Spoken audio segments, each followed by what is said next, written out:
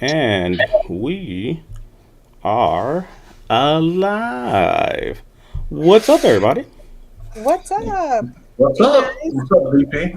We are And here testing some things. We are live in Facebook. We're live in YouTube. We're broadcasting to Clubhouse via audio.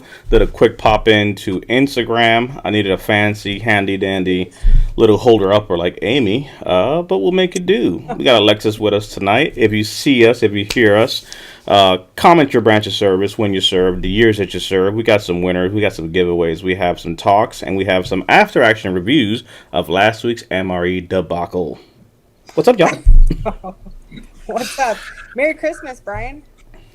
yeah, oh yes, you like the festive mood. I do.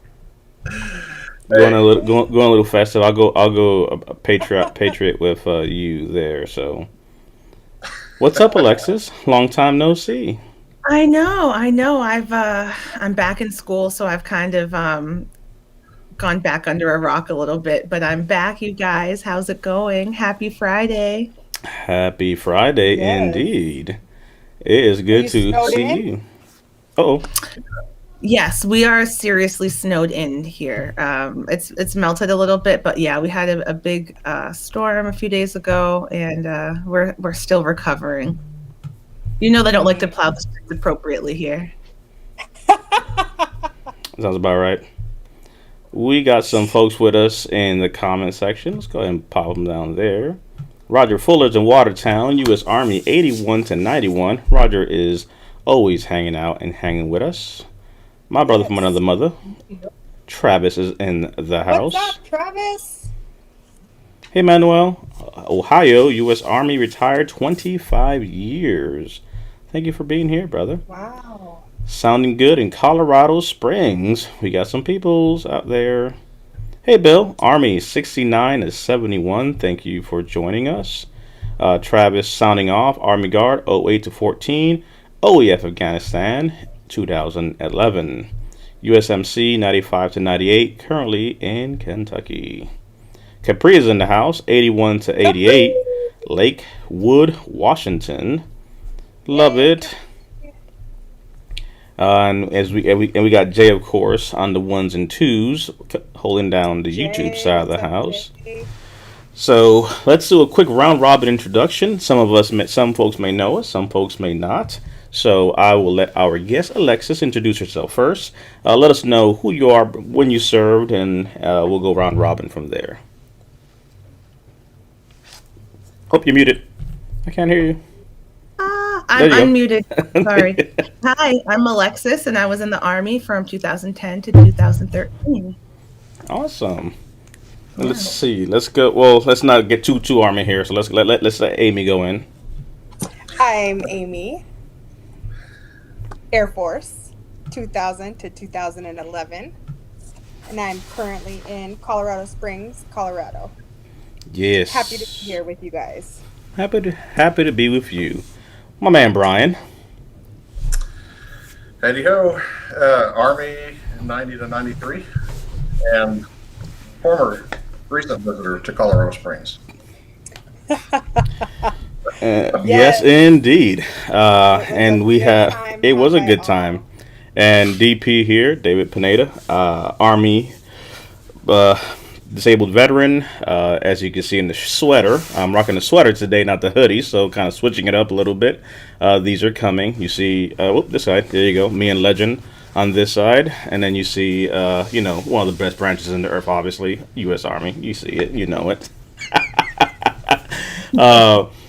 Retired law enforcement as well from the Govy. So here, spending some time with some vets. And for those that may be new, and this may be the first time that you see this, you may be wondering what are four individuals all across the globe doing here on a Friday night where there are better things to do. And the reality is, we chose to come together to have a Friday Night Live Veterans Edition to spend some time with veterans. The reality is that some of you all may have things to do and you may be busy, but we're here for those that don't have anything to do, those that are maybe a little bit lonely, those that may not have close folks around them, maybe a little too social distanced. And if we could spend a few hours with you all and just at least try to bring some positive energy, spend time with you all, answer some questions, and just fellowship. I think that's really what this is all about. So we don't take ourselves too serious. We try to at least have this as a platform to just kind of spend time with you. So if you know a veteran, you know someone that can use a little company on an evening like today, we ask you to share this, tag them. We're on YouTube, we're on Facebook, however it may be. And it's really just about spending some time with our brothers and sisters that are out there. Alexis, you may recognize, we actually did a Sound Off special. So this actually birthed another show that we call Sound Off, which is mind, body, spirit, soul type of a show. And what we focus on there is really the mental health aspect, physical, and so forth. So tomorrow, for example, we're doing yoga. So you may have seen that scheduled. We're talking yoga and mental health. Alexis and I did a special on our service dogs. So that was a good conversation that we had. And then we're spinning off a one-on-one identifying key veterans that are doing amazing things in the world. So really kind of having those conversations. But that's in a nutshell what this is all about. For those that may be wondering, what is this Friday Night Live all about?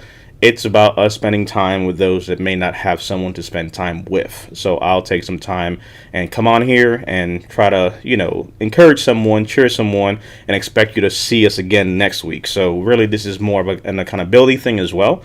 We have some people that are truly hurting around this time of year. And the reality is that, hey, I want to see you here. So that's why we see us bring comments up, ask questions, and just spend some time. So that's really kind of the gist for those that are new and tuning in. That said, we had a great trip last weekend. I don't know if we should talk about the AAR that just happened. So for the non-Army folks, after action report of what happened last weekend. We were in Colorado, Alexis. I sent you a preview. Wherever you're seeing this, you may go back and watch Amy's foray into trying a MRE for the first time ever. How was it, Amy? I heard that you loved it so much you actually opened up another bag afterward. No, that is fake news. Just in case you're wondering, I don't think it was to eat out of. we have support, Alexis, from the crowd in ways that you're not even ready for. For example, Capri will always tell Amy to suck it out the bag and stop playing games. So that was one of the Capri gives us a few little highlights of stuff for those that are out there. You may notice today we pulled out the Marine Corps University mug from my alma mater. So for my Marines out there, Semper Fi. Little fun fact for you all. We got some comments coming in here. Make Amy great again with an MRE, somebody said. So what did you have? We had a vote. So that's what happened, Amy. We had a vote. And the vote was either a beef MRE, we had a Chinese vegetable MRE, and then we had, I forgot, like a chicken one. The vegetable one won. And long story short, what ensued was hilarity.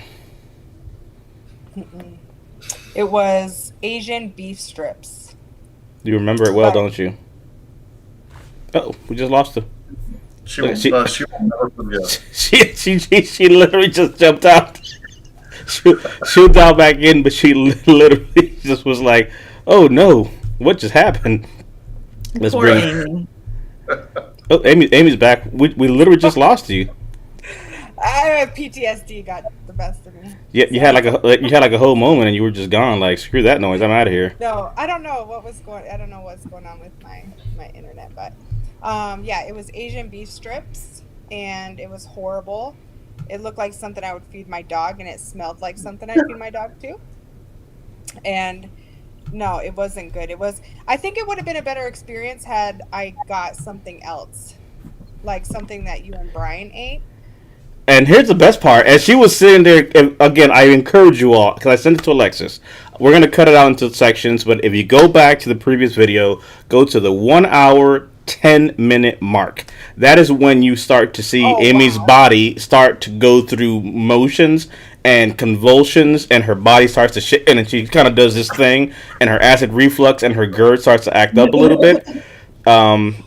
It was interesting, to say the least. No words. It was an experience to see, that's for sure. The best part Have you was have you we had Emory? actually. I'm gonna let you answer that Not you, question. Alexis. What'd you say, Amy? Have you had an Emory? I was in the army. Oh. Well, you picked the So, wrong place to Yes, do. yeah, I've had a couple. a few. Just But then Brian and is you know what? I never got the ones with candy. I'm still upset about it. There was no bartering, no trading with you. I mean, no. Maybe I just my didn't have the daughter. right skill set for it. Then you got My sugar daughter cookies. my Sugar daughter has eaten cookies. a couple of them, and she loves her Fancy. Emory. Mm, mm, She got mm. Skittles in hers. Oh, that's a good one. Yep. I didn't get Yeah. Skittles in mine. You Uh, needed something. You needed something sweet after yours, Amy. You I went through quite did. a bit. I should have just seriously. jelly. We have my service dog said you guys are having a good time. So legend. Actually, so we took our first trip. I shared some of that. I actually hit up Alexis. It's funny. I have a small little crew of folks that I can kind of reach out to. So I hit up Alexis and I hit up Kim, and I was like, "Oh, we're doing it. We're flying." Oh, Alexis, give me some words of encouragement. Alexis said, "I ain't flown in a long time. You by yourself, player." nice. Literally. I was like, oh, these are these new rules and regulations. You better tell me how it goes. Exactly. Let me know how that goes for you. But it was actually pretty good. I think I was more nervous than anything else, so I took some pictures and videos of it. It's on my Instagram. But long story short, security was a breeze. We did the whole. It was a 4 hour flight, so all in all, just cut some water, cut a little food, and excuse me, he was good to go on the way over there to Colorado. So we left early in the morning. He was knocked the heck out under the chair in front of me. I was just more nervous than anything else. And after we got there, it was fine. I think I was the one more nervous than anything else. Then on the way back, we had an afternoon flight, and I was like, "Oh, sweet Jesus, why didn't I take the morning flight?" But it was good. I actually rode back with Jay, my brother from another mother, who I've been rocking with for over 20 years now, and he took longer to get through security than we did, which was hilarious. So full packed Denver airport. We're rolling back. We go through security. The security agent asks, "Hey, does what you call does your service dog mind if I pet him or pat him down?" I said, for him, a pet or a pat is all the same thing. He likes that stuff. So, sure enough, they pat him down. He took that as petting, and he was just like, "Oh yeah, this is happening." I was like, "No, we're not." And sure as heck, we went ahead and went through it. Jay then went through security, so it wasn't too bad at all. But it was definitely much more packed. But as far as rules and everything, nope. It just it was pretty seamless. No paperwork. At least flying through United. So that was some feedback for you there. That's great. Hope Yeah. the first time we flew, Hope also got patted down, and she also took that for being petted, and she decided to lay on her back and give up her belly so that she could really get some rubs. Mm-hmm. I was like, girl, you were at work. I was like, no, no, no. Don't be a little floozy. This is not what we're gonna do up in here. Exactly. That's not appropriate behavior. We are in public. So Brian, for example, and Amy saw we met some people in Colorado. Went to a gym, went out, and it's funny because they were able to see him on duty, off duty, which was kind of night and day. So off duty, it's all like, hey, rub, rub, play, play. And then once we're kind of leaving the house and his vest is on, it's just like, oh, I guess we got to go to work now. And they got to see super obedience to also, I am not paying attention to you. I'm off duty right now. Leave me alone. I'm going the other way. It was This is cool. true. It was really cool. Got a chance to see a little up close in action of a service dog, so that was pretty cool. Yes. Yeah, when he was on duty, those eyes were on DP constantly. Yes, it was really cool to see that. It was cool. And then the place that we stayed, they didn't have a fence, and so we were trying to keep Legend in, and we might have accidentally let him out a couple times, and he would not come to us, and we were like, "Oh my gosh, DP's!" And then DP would just say Legend, and then he. But us, it was like he heard nothing. We Legend said nothing. He was like, "Oh, you guys are giving me some freedoms. All right, well, let me go ahead and take it. Bye, guys." It was cool. It was amazing to watch the eye contact. Like he just like stared, like his eyes just follow DP everywhere. Like he's just staring at his eyes while he talks. And then if DP talked to anybody, he'd be like looking at him like, who are you? You're getting too close to him. What are you doing? It was cool. Yeah, really cool I kept telling him he was just looking for the food. He's like, "Where's the chow at? I see your hands moving, but I don't see food in them. What's going on here?" It was cool. It was a cool experience. It was a fun trip. It was a fun trip. Let's see. Oh, alrighty. We got some more folks popping in from Facebook. Oregon Air Force 85 to 88. TGIF indeed. A Moore, U.S. Air Force 69 to 71. Thank you for being here, brother. Hey, LB, good seeing you again. Army 85 to 92. Lakewood, Washington. We got Karen in the house. Air Force 1980 to 2005. A few days. Karen. Yes, indeed. Alan joins Army 77 to 87. Happy Friday, Air Force Reserve, still serving, now in San Diego. Thanks for being here. Nice. Awesome. Marine Corps 2012-2016. Thanks for your service and being here. Let's see. Army 07 to 13, Victoria, Texas. Let's see here. Oh, we got a lot of service up in here. So we got 4 of 27 Field Artillery, 1st AD Army from 03 to 06, OIF 05 to 06, and then Reserve from 07 to 09. So a little bit of service in there. Yeah. I was also in the 4th and 27th Field Artillery in Babenhausen, Germany. Really? Well, there you go. Yep. That is amazing. Let's see. We got Barry in the house, 81 to 92, U.S. Air Force. A lot of Air Force going on today. Well, what's going on, Amy? You sent a flare out. You're just like, oh my. I've been recruiting. Do you see how that microphone just popped up out of nowhere? I love that. Yes. That's iconic. I like that. Thank you. It's reflexive. Yeah, it's just automatically, it's just ready to go. Army 95 to 01, National Guard from 01 to 19. Thank you for your service. Let's see. Great idea. Let's see. Avionics Tech Super Operator Reserve. Awesome. That's pretty cool. B-52 Avionics Tech. Nice. Shoo. Wow. And of course, we saw, again, Capri's comment to Amy. Capri.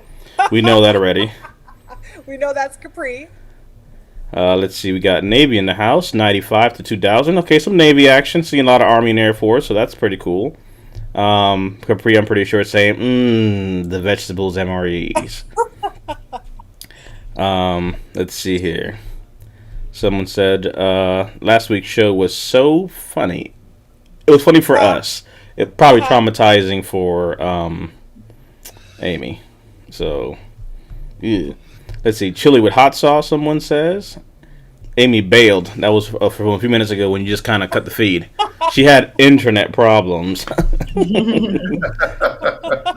Navy in the house, 87 to 2002. Navy in the house, 81 to 03.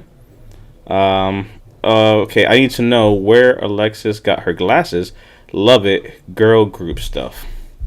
So These are from, I don't even know how to pronounce it, Zeelool, Zeelool, and they're like super cheap. They're like $30. So definitely check them out. They're cute. Thank you. LRPs kept me alive, says Bill. Let's see, we got the strawberry powdered milkshake was my favorite, U.S. Marine Corps. That sounds pretty good.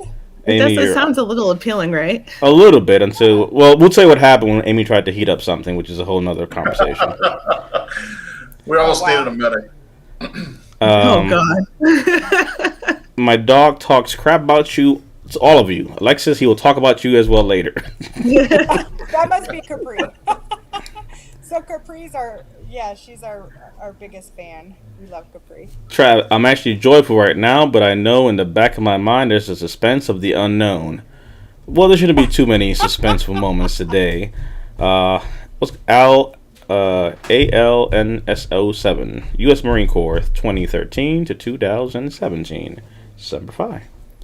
Let's see. Hot sauce is the key. Some little love for our Marine brothers. It helps a lot. We did have Legend and Lincoln meet along with Lacey and Legend as well met. So Oh we yeah, had my some dog. doggy meetups.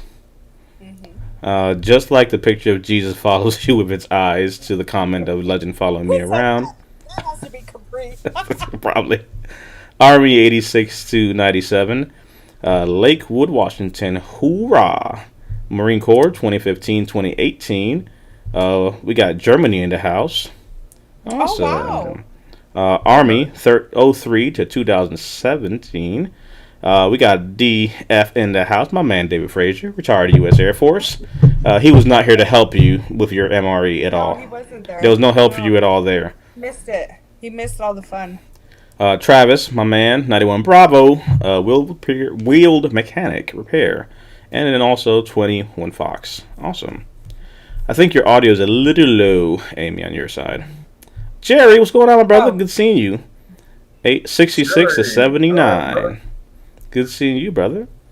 Let me see. MREs equals GERD followed by IBS. Now we're venturing into the side of the house called claims and disabilities. This is the next component. Yes. This is Jerry. I was the first biggest fan. Jerry's in the house. That's old school Jerry right there. Yes! Jerry, yes. Brain, wake up. Awesome. Yeah, so we got the crew up in here. Awesome. Appreciate you guys for being here.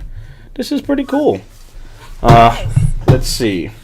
So, let's kind of catch up on all stuff going on. So, we have folks in a few different groups kind of tuning in. So, kind of as you keep popping in, feel free to pop in your branch of service and when you served, so we can kind of bring up your name and highlight that. We're catching up a little bit on what happened last week when we all were in Colorado for a quick meetup, and it was interesting because Amy had an MRE for the first time, while me and Brian chow down on two other MREs right next to her like it was nobody's business. So that was pretty fun. That's some fine Yeah. eating. Some You guys fine. finished every last bit of it. Yes, we did. Yes, we did. And With pride. no shame in my game. It was good.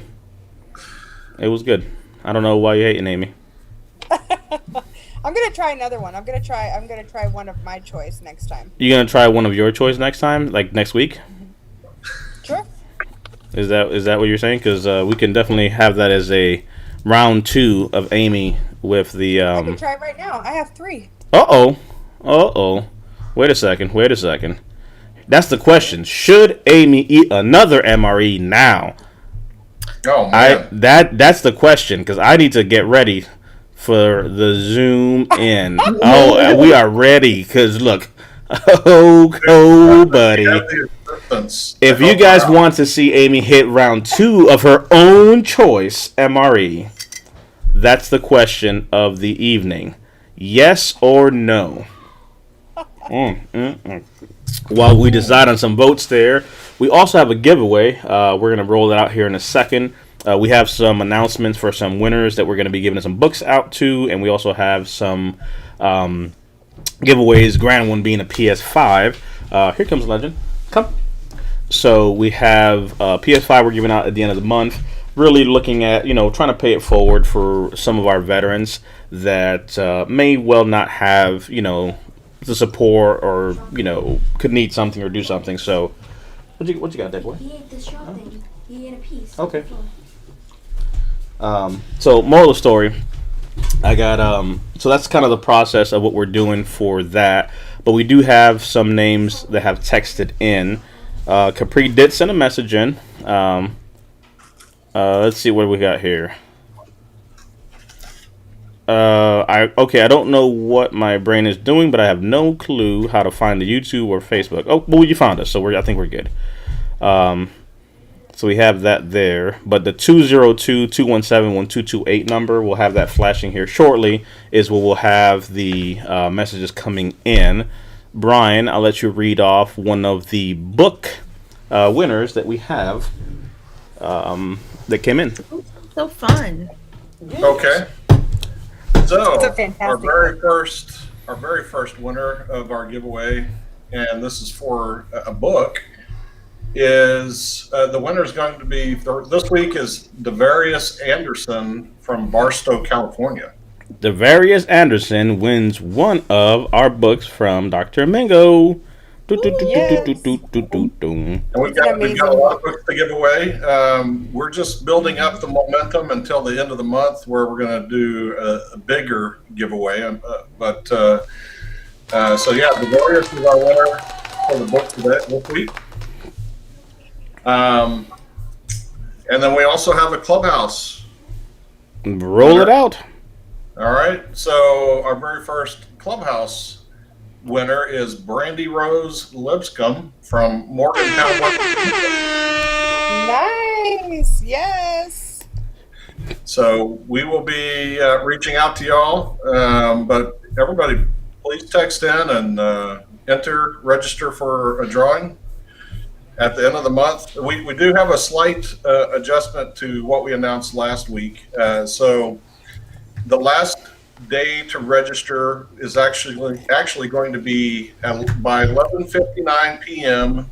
Eastern Standard Time on February 25th, and the actual giveaway will be on February 26th. So that's when we'll be giving away the PS5s and the rest of the books that are remaining, as well as the clubhouse invites. But up until that, we'll be having one book and one clubhouse giveaway each week up until that point. Indeed. And we'll put that right there as one of our little scrolling tickers. There you go. Cool. So same number. So if you text CH to 202-217-1228, that'll be an entry for the clubhouse invites. And then for the book giveaways, we have the same exact information, same number. It's going to be hashtag book to 202-217-1228.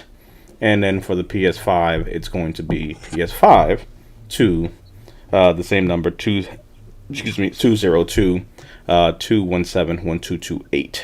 So those are the numbers to text to there. And the rules, of course, we'll be communicating that with you all. 18 over, U.S. resident, the standard information there. So we'll be communicating that as well. So Alexis, how is school coming along for you?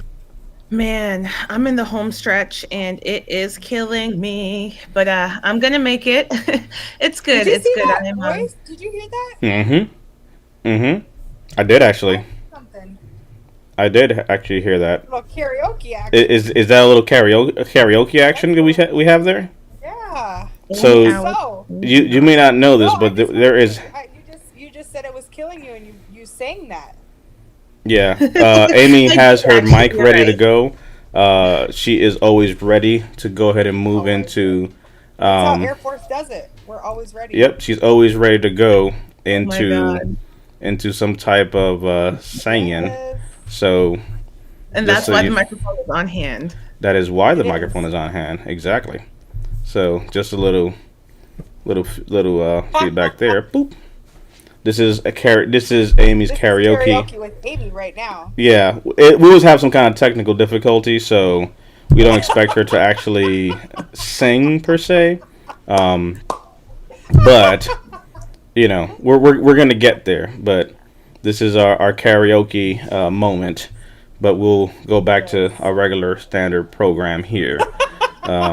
There is a time, though, at some point where all control will be lost during the broadcast, at which time we literally are going to be moving into our after hour. So let's bring Amy back since she dropped off earlier. And this is our after hour section here. So this is pretty much when all control has been lost and everything has started to derail. So like all things, that will happen at the most opportune time. But for now, all things seem to be normal. So we are still maintaining a sense of normalcy for now. What's your definition of normal? That's the question of the day. What does that mean? Yeah. So, before I so rudely interrupted, but I had to point out that voice that I heard. So, how is school? So you're in the home So stretch. tell us a little about your When are school. you You're gonna in the be done? school, and what are you going to do when you get done with school? That's the cool part. So when I get done with school, I'm going to be hopefully a licensed social worker once I finish school and take my exam. And hopefully I will be a therapist. So I will be looking to work in the veteran space, and do mental health treatment with veterans. So right now I am taking, the coursework that I think will prepare me, as best as possible. So, like, I'm taking a class on suicide assessment, treatment, and prevention right now, which is, I think, major for us and our population. Um, so, I'm kind of just in this phase of trying to soak up as much information as possible and get this education so I can get a job. Um, yeah, and rejoin you all in the real world. I love what you're doing, though. I love that when we first met, that you said that you wanted to kind of hold that space with veterans, being a veteran yourself, and now working with veterans. I think that's really cool. Thanks. I'm definitely trying. I think, it's actually really interesting. I started with a new therapist today, so I did my intake and assessment, and she is also a veteran, Oh, turned social nice. worker. And I think it's really important sometimes to just have that connection or have that people who understand, right? And we're not explaining acronyms and we're not explaining, what does this mean and what does that mean?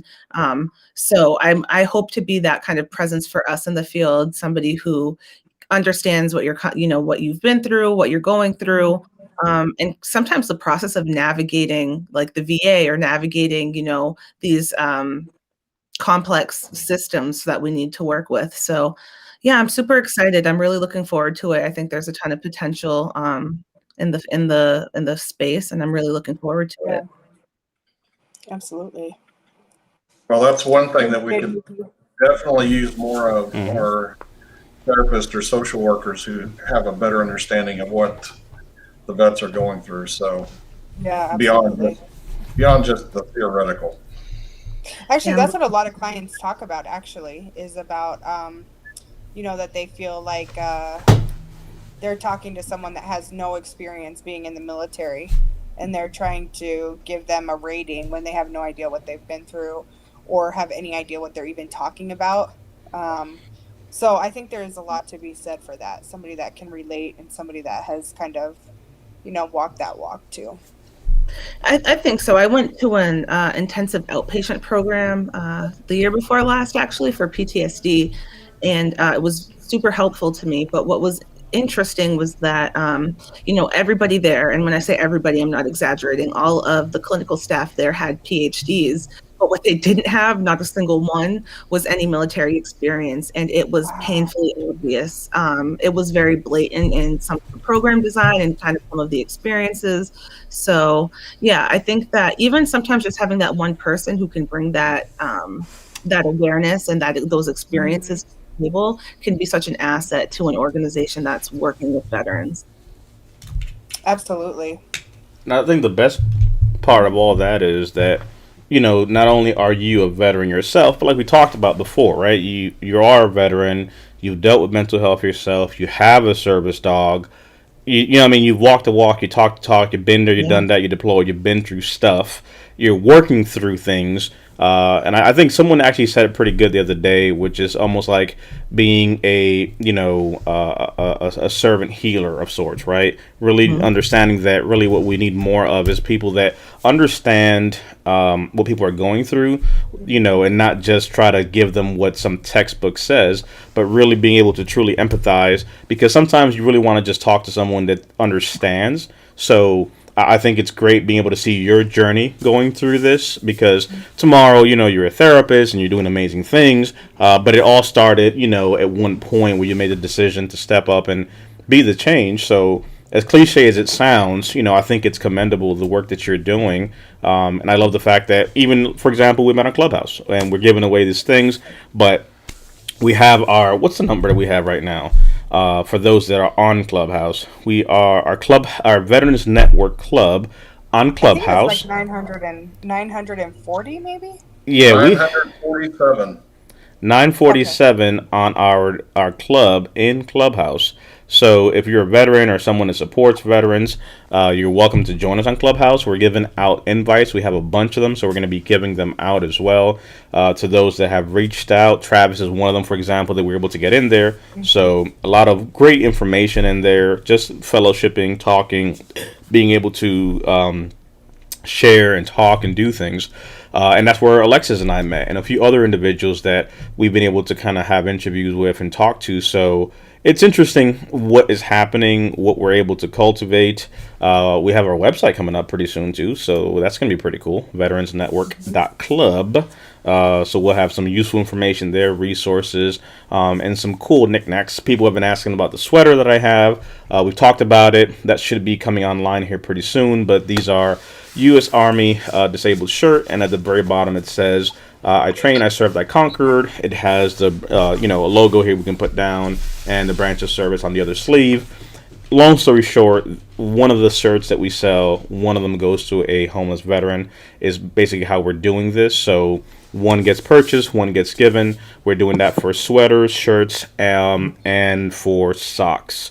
So this is the sweater version. So I had like the shirt version, I had the hoodie version. This is the sweater version. So just a little bit of things that we're trying to do with the resources that we have while we can, to just, do our little part to pay it forward. So that should be coming. So if you're following us on any of these channels, whether it be YouTube, Facebook, or Instagram, we will broadcast all of that here very shortly.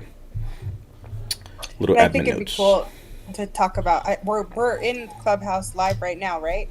Mm-hmm. Yeah. We are. So And we're we are actually on live. audio.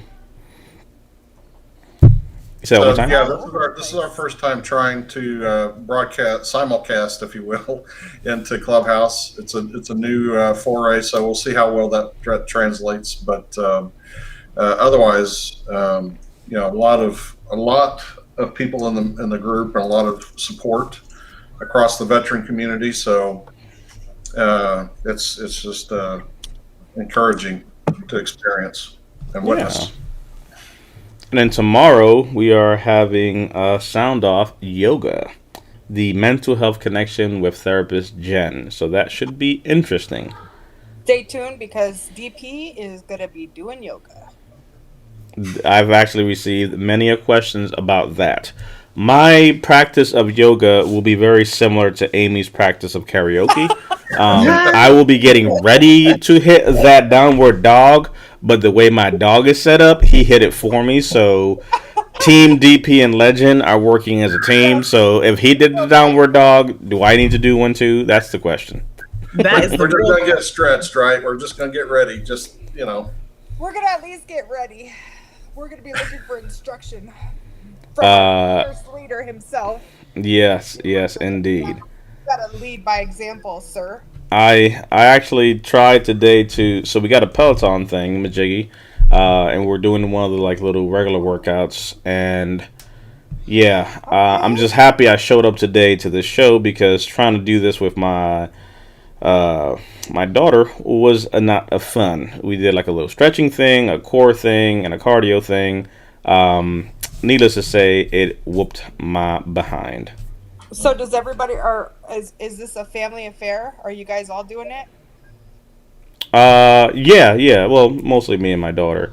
So we're, my wife is as well as joining us in doing it. So just trying to do something, get a little more active, and just slowly ease into doing stuff. So yeah, Legend was on high alert. I don't know if he thought I was having a heart attack or what, but I was trying to do a plank, and then he was like under my arms as I was trying to do a plank, and he was just like, please, big fella, don't fall down. Who will feed me? So, let's see. Which one, Jay?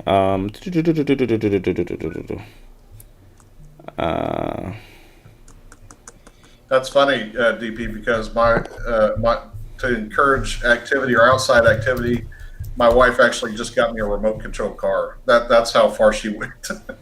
Oh, hey, look, it's little baby steps. Little baby step, just get something outside. We got a special shout out here, which I think is pretty cool. Shout out to the VA. Just last week, I gave up on private counseling and asked the VA for help. This week I have 1 psychiatrist, 2 psychologists, and 2 social workers. Today they gave me a wristband with a crisis light number. That's awesome, Jerry. Oh, that's Great, awesome, Jerry. Jerry. Very good, Jerry. Thanks for sharing, Jerry. And I think that's and it's a good thing to share this because the system is broken at times, but that doesn't mean there are not people trying to do the right thing. So I'm not a fan of extremes. I don't like the burn the house down or give it. No, there's a balance in there. There are people genuinely trying to do the right thing. And Jerry's feedback, I think, is proof that hey, the fact is, sadly, yes, it's failed many, but at least I like to see the fact that I can read that the system did what it was supposed to do for Jerry, who did give up on private counseling and was able to reach out for help and got that help, which hopefully is encouraging to others to do the same thing. Again, it's an imperfect system, but there are positive moments and things that do happen. Sadly, all we hear is the system is broken, the system is broken. Well, today I'm glad to hear that from Jerry, so that is amazing news. Yes. And Jerry was a big fan of the service dog episode that you and Alexis did. Yes, he was. So it's crazy. You do these things and you show up, and I've always said that if we can keep company with 1 veteran or 2 veterans that need our help, that really is all that matters. That doesn't equate to views and likes and other things sometimes, and that's fine. But when you actually hear some of that feedback and you actually see some people are actually impacted from what we're doing, it just kind of really gives you that renewed energy of, hey, let's keep on going, right? Because, life happens, things, happen. It was a crazy day with work and all kinds of stuff that's going on. And, there's all the reasons of why not to go and do something, right? But there's always someone out there. And today, my spirit animal, Capri, pulled me through because I knew she would come in here and give Amy shit. So I am with it.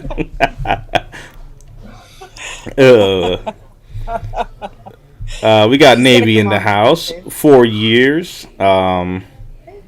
Great conversation happening in the chat house group. Let's see. Appreciate y'all hanging out and keeping us informed and sharing ideas with us. That's what it's all about. Let's see. Yep, 947 members. Actually, 950 as we speak. So slowly coming up. Lisa also did put a comment here. For those that like the sweatshirt, we're redesigning the swag shop as we speak, so you'll soon have the information for all branches of service. So every branch of service will have the ones that are actually going to be given away to homeless veterans are going to say U.S. service member, disabled. So that it'll be kind of generic, to not branch specific. That way we give them out. We don't have to worry about someone feeling some kind of way that they didn't get something, with their specific branch. So again, just our little spot. So that should be coming up here pretty soon. So wanted to share that there. Let's see. My dad just got his this week. Sweet. He loved it. Yeah, he loved it. Yeah. So we got some betas that went out. U.S. Marine Corps is in the house. 03 to 07, and then 2009. Let's see here. Let's see. U.S. Navy retired 93 to 2013. Wow. Let's see. Jerry says, my psychiatrist agreed to write a letter I need for a service dog from NGO. Awesome. Yeah. Oh, nice. So some organizations are definitely going to want you to have therapy. Me and Alexis talked about this a little bit, whether it's one organization or other. We had 2 different organization type of processes, but in both of ours, that was something that, they look at, right? You need to look at from the therapeutic side of the house, because it could be medical, right? Some people need a medical alert dog. So depending on what your need is, you need to have either, it's preferred to have a medical or psychiatric letter to be able to support how you're going to go through that. Because I can tell you that, for me at least, being able to talk these things through with my therapist helped me to go through the process of having a service dog too. So it's a journey, it's a tool to a degree, and you have to know how to be able to navigate that, because it's not easy unless you have one of those cartoon dogs. I'd say right now, Working Legend it's a job on both sides. He's working, I'm working. I don't know about you, Alexis, but it is a task. It is hard work being Legend and Hope, let me tell you. Hope is currently not in her bed, you all. She's in my bed, because that's where she thinks that she's entitled to be. And we have a firm, get out of my bed, there's no dogs in my bed rule. But I'm not in it, and she's not in her vest. And so therefore, it's just a suggestion. It's not a command. Yes. Where's your legend cam? It doesn't really matter because he ran off. He's like, screw this noise, I'm out of here. So he ran for the bushes. He's over there in his little placemat, or he might have run upstairs. So he's like, look, while the cat's away, this might as well play. So literally. Let's see here. Hey everyone, Ken Stable wants to say hello. Air Force 85 to 87. Awesome. Let's see. My doctor was like, Capri, get a dog. Oh Lord. Alright, so we bombarded the comment section with a whole bunch of other stuff. The question of the day is, should Amy have another MRE? That's the question. 100%.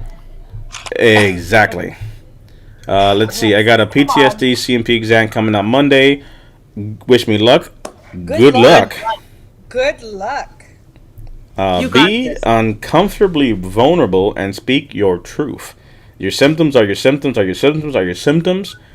Put that all out there. That is the biggest thing I could tell you. Sometimes folks just get really... It's almost like confessional. I'm not Catholic, but I'll say it's almost like confessional. You're never going to see that person ever again. You have got to lay it all out there. Don't warm up. You start from the most severe things you got going on down the line. So, because it could be a short session, so get it all out there. But good luck to you, brother. Yeah. Let's see here. Chris, Brian has put in a long day. I was going to ask. Chris busted me. He was like taking shots. Brian, we are not in after hours yet. I was talking to Chris earlier. He caught me. He caught you. Loving what you guys are doing. Stumbled on you in Clubhouse. Army 99 to 03. Awesome. Glad that you're here. Hi. It's funny. We've been doing this stuff for literally almost 2 years now. Every so often for Fridays. One of the goals that we have as we begin to have a sense of normalcy, or structure would be a better word, is from 9 to 10 we'll have a guest come in on different things that we'll talk about. After 10, we'll release them to not have to stick around if they don't want to. But about 10 o'clock is usually when the zoo crew takes over and things begin to kind of go downhill from there. But usually we'll stick around for a little bit after that. But the goal is to start bringing more guests on a variety of different topics and things that we'll be touching on. So that's one of the things for sure that we'll be doing. So definitely want to give a shout out to Rebecca, also listening on Clubhouse. In the app as well, listening in. So more to follow on that, but it's cool to see how the numbers have been growing and people are kind of showing up and supporting what we're doing. But really, again, like I said in the beginning, it's about just holding space with our veterans. It's good when people have things to do, but there's someone out there who doesn't have a family. There's someone out there who might be a widow.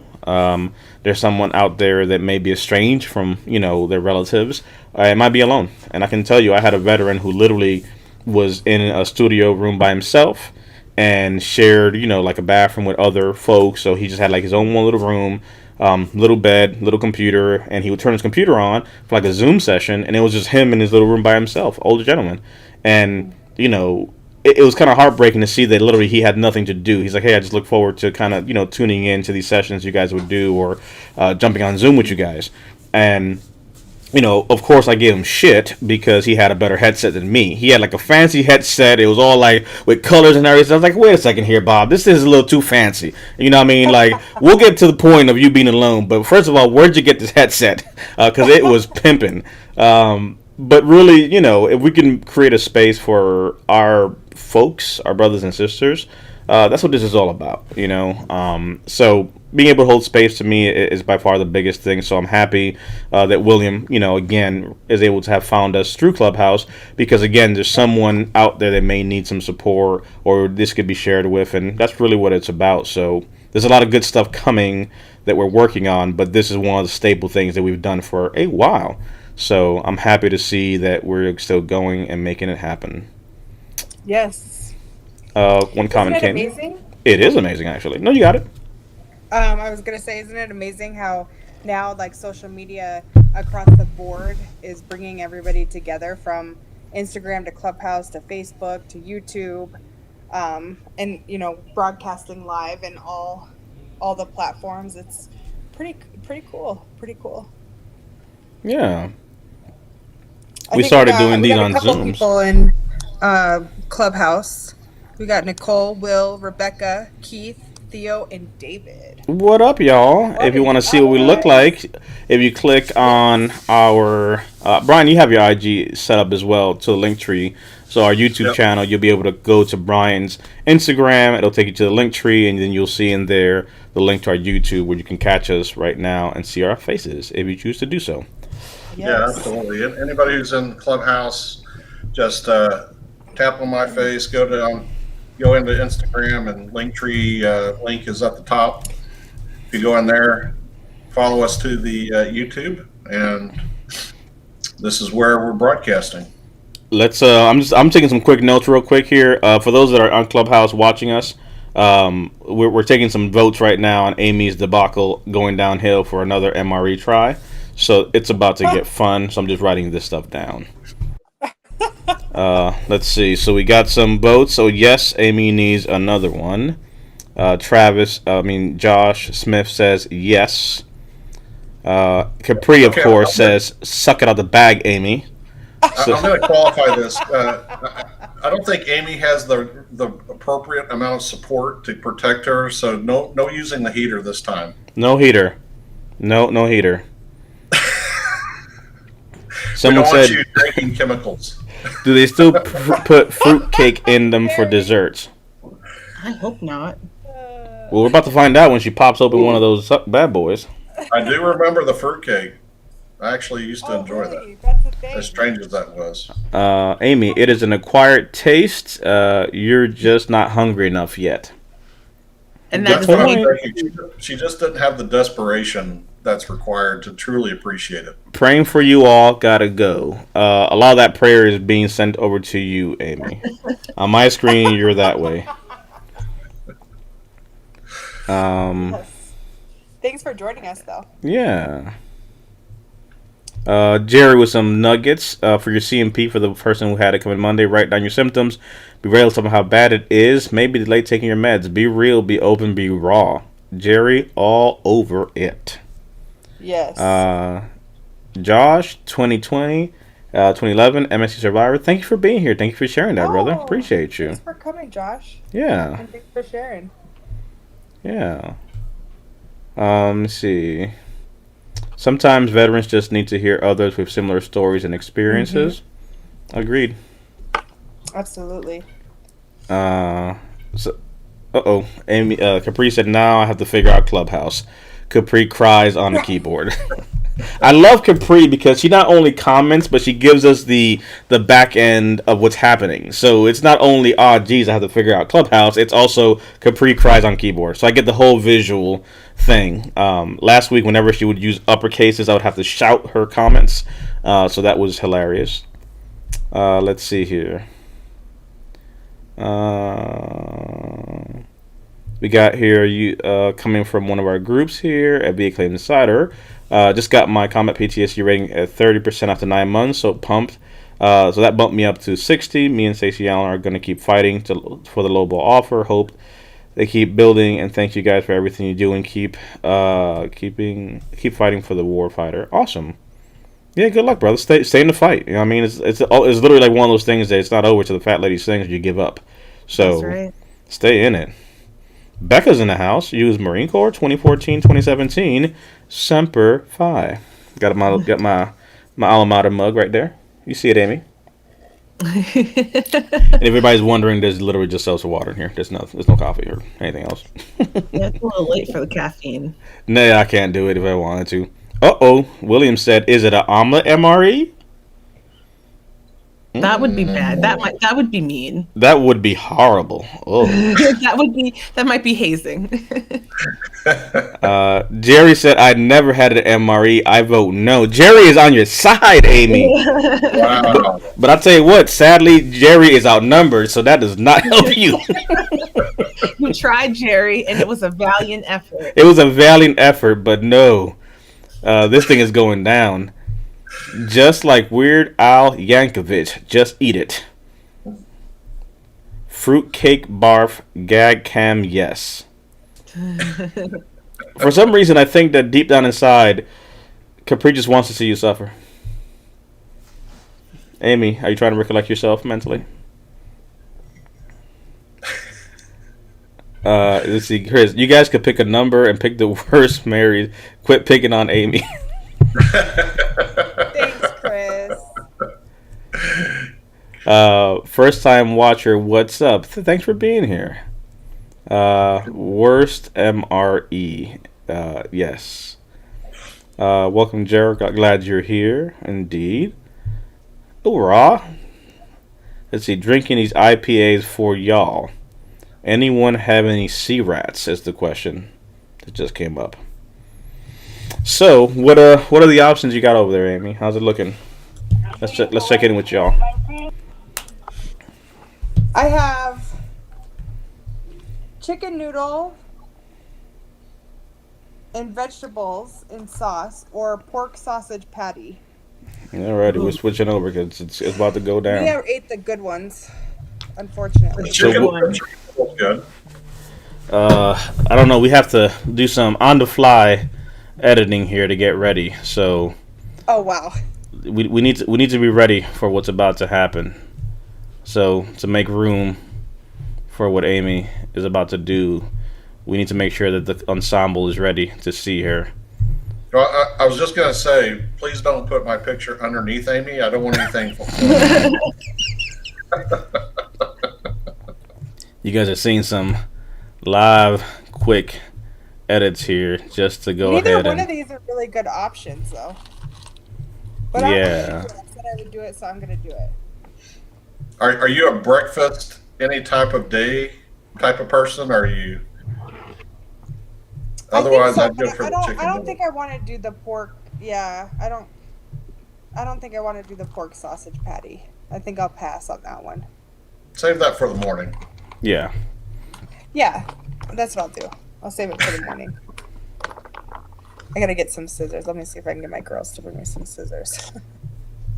This is happening. I don't know how Alexa feels about being accomplice to what's going down here. Yeah, I like. I'm down. I'm here for it. She's here for it all. I was gonna tell her to eat the pork, so The best part of all this is we literally have a whole new screen just to focus in on Amy's reaction. This is the best. Yeah, this is gonna be great. I'm really excited about this. We should especially make after how well the last time went. Oh, literally, exactly. Amy is so. She's a champ and a trooper. We need to kind of get her motivated and pumped up, ready to roll. I don't think that you've met Brian's little spirit baby animal. Oh yeah. I don't think you have. So every so often, Brian's baby spirit animal does make an appearance. So here is, while we kind of get things rolling, this is actually a little baby B. It might not make sense when you see him without the moves, but he actually has some pretty sick dance moves as well. That's where he got the shoulder roll from. Hey, okay, I love it. I like this song. That's Brian's theme song now. That's right. We're gonna put Brian right here next to Amy to give her some support. I'm here for you, Amy. There you go. Brian would move the other shoulder, but it's service connected and it doesn't move too much. You have to respect his ratings. That's right. Oh! Skittles! What is that? In an MRE? So my daughter. Next thing you know, you're going to be pulling out a Snickers.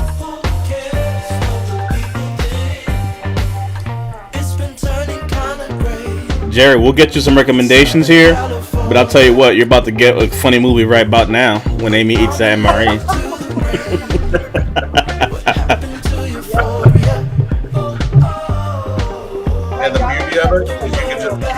rewinding it. Rewinding it.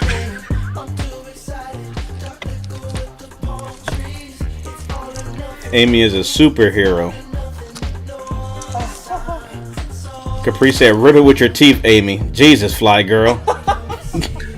Hey, I was dental, and I know you do not only think with your teeth. Someone said, I'll take the steak and lobster and deployment ahead instead. It must be Air Force, because they know what's up. Amore said, sea rations with a P-38. Come on now.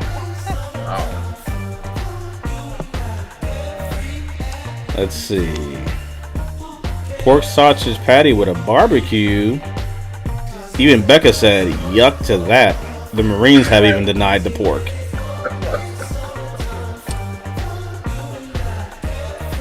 So my daughter has become a pro at these. Did you know that this is like a sleeve for you to warm the MRE in? She uses it, or to hold it in. She uses it to hold it, the. Yeah, she's become a pro at it. Okay, so this is the chicken noodle. Mm-hmm. So I learned this tip from DP. There you go. See? I'm becoming a pro before you know it. You're all over it. I'm all over it. When I ordered them from Amazon, they didn't give me a choice of which MREs I wanted. Mm-hmm. That would make it a little bit better. Yeah, it was just kind of like a random batch of whatever was available. Ooh, wow. This one doesn't smell as bad, but it looks as bad. So I'm not eating it, but... Just remember, hot sauce makes everything better. That looks rough. That looks So which rough. which one did you pick again? This is the chicken noodle. Chicken noodle. Wait, can I see it again? Were there noodles?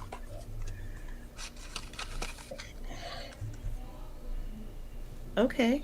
Yeah, it's... Looks like dog food. It literally, I was going to say cat food, but it definitely looks like somebody's animal's food for sure. Or, yeah, somebody that regurgitated their Hey, food. Brace. Some of the most refined food looks like cat and dog food. Have you ever had pate? Mm-hmm. I got crackers this time, though. Some crackers, Oh. Someone said the Army never gave me a choice at MREs. jelly. Oh, hot sauce. There Maybe you I should go. put this on, actually. I think I might put it on there. This is happening. Oh, my dog just came out. She smells it. So can I get some, please? And thank you. Yes. She is like right here. Go. She's like, that smells like my kind of food. Amy is preparing her batch of the MRE that she is about to ingest. Yes. And we're slowly just Oh, wow. this is happening. I think I need some more hot sauce. There might be a technical difficulty. Technical difficulties. If I disappear, it was, Veterans Network is the club that we have in Clubhouse. And let's see. We currently have it set up as Friday Night Live for the current room in there right now. Amy is our resident Air Force MRE SME. You look at that. Now you are the subject matter expert on all things MRE for others. Yes, maybe I just need to do this weekly. Maybe this should be a weekly thing. Yeah, this is... wait a second. I mean, there's YouTube dedicated to watching people eat. I don't know why we wouldn't watch you eat MREs. Yes. My kids do that. What is that called? Mukbang or something like that. They like- watch people eat. Yeah, People pay for that. It's an actual thing. yeah, and they like to listen too, right? There it is. Noises. Okay. That's not bad. There you go. See? It's not bad. So look at that. And went for number 2. See, all that whining last week was for naught. That was bad. Last week was bad. It was just all anticipation. That's all. Ooh, What? bites is good though. What? Oh, Where are you? Where are you going? Where you going, Amy? Oh, we've lost Amy. Sweet Jesus, where are you?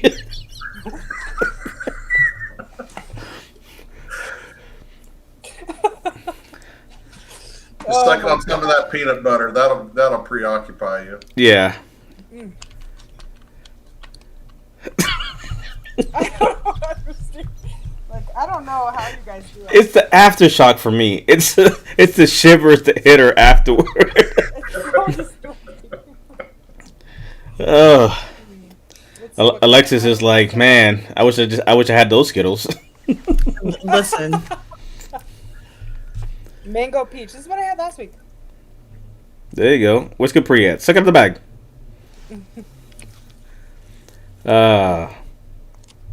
We heat your MRE on the engine hood or set Yes, on the we talked about exhaust. that last Yes, we did. Yeah. Wow. Someone said you could do the hot wings challenge. That would be something for everyone to do. That would be interesting. Maybe the next time we have another working. Yeah, that's called Uber Eats. We don't have to wait that long. Okay. Let's see. Come on, Amy. The spoon should go in full and come out empty. Says Capri. She was focusing on the spoon contents, for crying out loud. Someone said check the expiration date on the Skittles. Ew. 10 different scales of hot sauce. Sweet Lord. Yeah, you got about 2 out of me until this rated IBS goes to complete utter chaos. That's There a you go. thing. We were talking about that last week. People really put it on their engine, huh? Mm-hmm. Yeah. That was, see what the Hemet though. The exhaust was a stack, so it was perfect to just drop it down inside, Wow. let it idle, and So you're saying you're ready to sing? You're ready to sing now? You're saying? Are you? Well, that's a lot. I don't know if you guys want. Wait a second. Did you get a microphone cover? I did. You have like literally a pop. Oh, you are really ready to go, aren't you? Yeah. Oh Lord. Well, we just got done with the MRE, so I don't know. I We'll be like ready to how sing. Amy just has new accessories like every couple of minutes. Like first it was the microphone, now it's the microphone like with the cover. So I'm curious to see what's next. Yeah. Not any more MREs. That's for sure. Yeah. The expiration date on the Skittles is 2024. Someone says, since when do they put Skittles in MRE? What happened to the Yeah, pound good cake? question. That's it's a whole new army. That was probably the Air Force's idea. Probably M1 Abrams, best microwave the army ever had. It'll warm That's everything right. up. Yeah. Hey, hats off to you guys for having to eat that stuff. Yeah. Someone said hot wing challenge with the name of the bottle as famous military conflicts.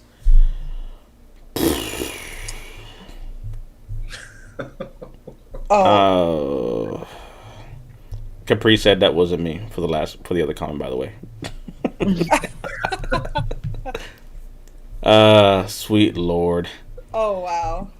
Let's see. Someone said, "Hey, the Fly Girl is a professional now." So see that you've got your wings. Hey, is that from Capri? If it's from Capri, I'm done. I don't have to do it anymore. Yeah, I think you're good. They want to be judges on the hot wing challenge. Jay is encouraging this mess by saying yes. No, Jay needs to do it. Jay needs to be in on the challenge. Gettysburg would be brutal, literally. Oh no. You know, when we started the show and we talked about, trying to be of support to someone out there who may be having a hard time. Oh Lord.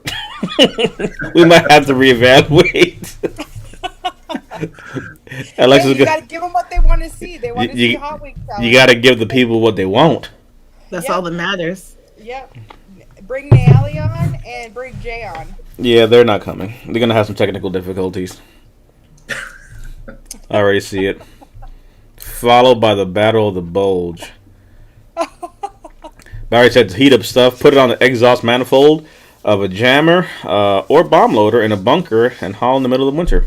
Wow. See, like, you get all these are all tips learned from lives and years of service. Come Yeah, on. this is lived experience right there. What was your favorite MRE, Alexis? So I'm a terribly picky eater, believe it or not. So actually, when I came into the army, I was a vegetarian, and that abruptly ended in basic training. It ended very quickly. I would say I liked the meatballs and marinara one. That was my favorite go-to. Mm-hmm.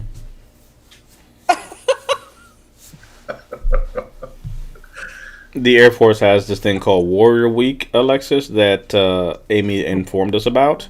Oh, what's that? It's a week of warriorism, I guess, after boot camp. Playing games. Yeah, so long story Learn how short, to low crawl. Learn how to wow. live in a Okay. tent. Yeah, live in a tent and go to the chow hall. Yeah, and they're No. inside their tent. They had cable and air conditioning. Yeah. That sounds about right.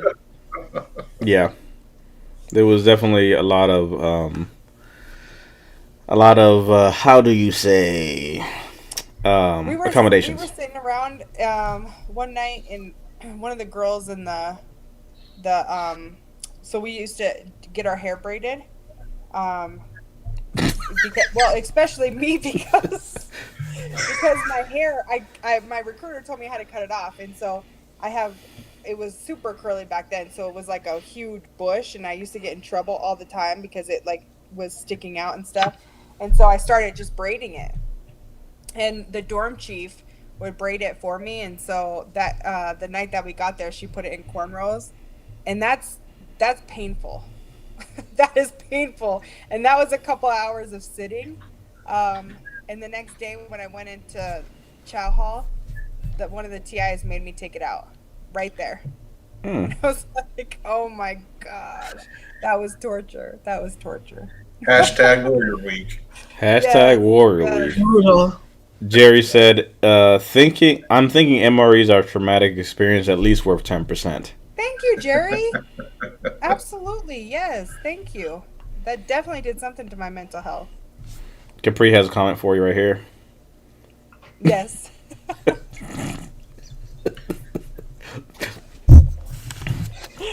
Oh, yes. Capri Yes. is living vicariously through your misery and pain. Yes. Yes. Did you go back to being a vegetarian after boot camp, Alexis?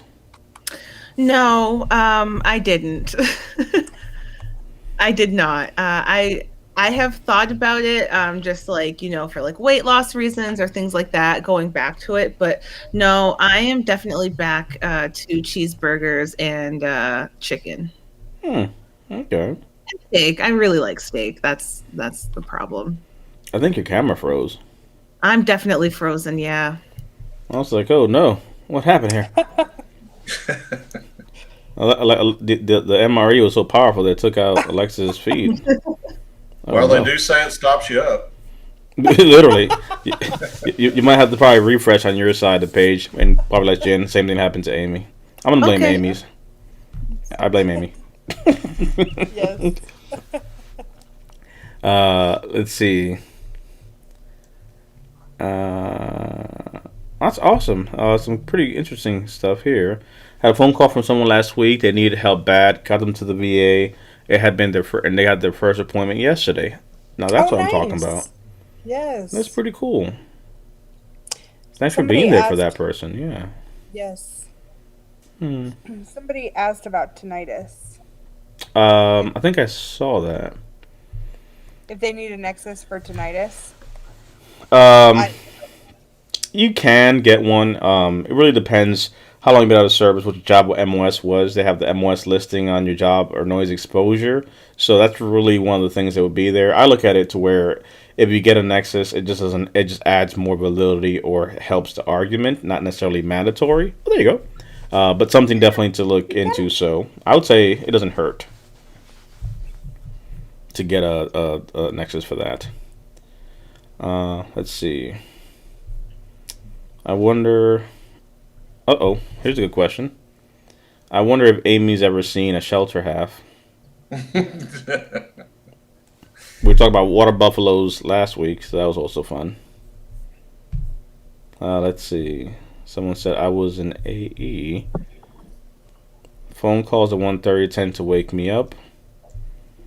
Yeah, we got some internet fun time going on. Cyber jerking us around tonight.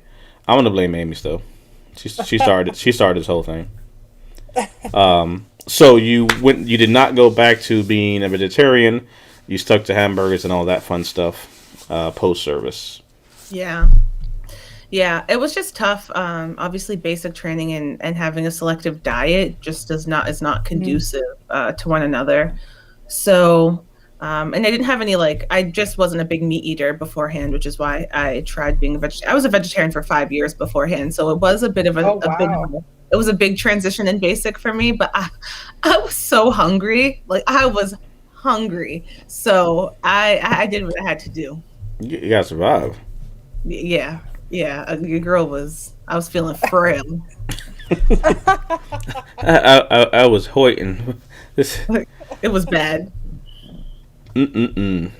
So, switching a little bit, Alexis, to ask since you're here,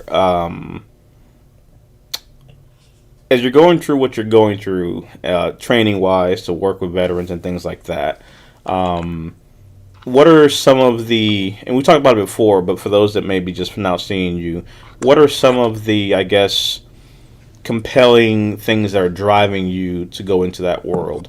Because it's commendable, but I think it's also cool to kind of just hear your rationale of, going into the mental health space and what that really kind of means to you. Well, I think it really started with my transition. I didn't have a great or very smooth transition. I got out, so I deployed to Afghanistan, and then 6 months after we got back, I transitioned out, and I started going to school right away, which was also not a good idea. So I got out. I immediately threw myself into trying to be productive or trying to continue, with this idea of moving forward, right? Continuing to move forward and doing the things that I wanted to be doing. And I had undiagnosed and untreated PTSD, and it was bad. It was not a pretty sight. And I think I was a very difficult person to deal with and a difficult person to love and support through that time, as many of us can be.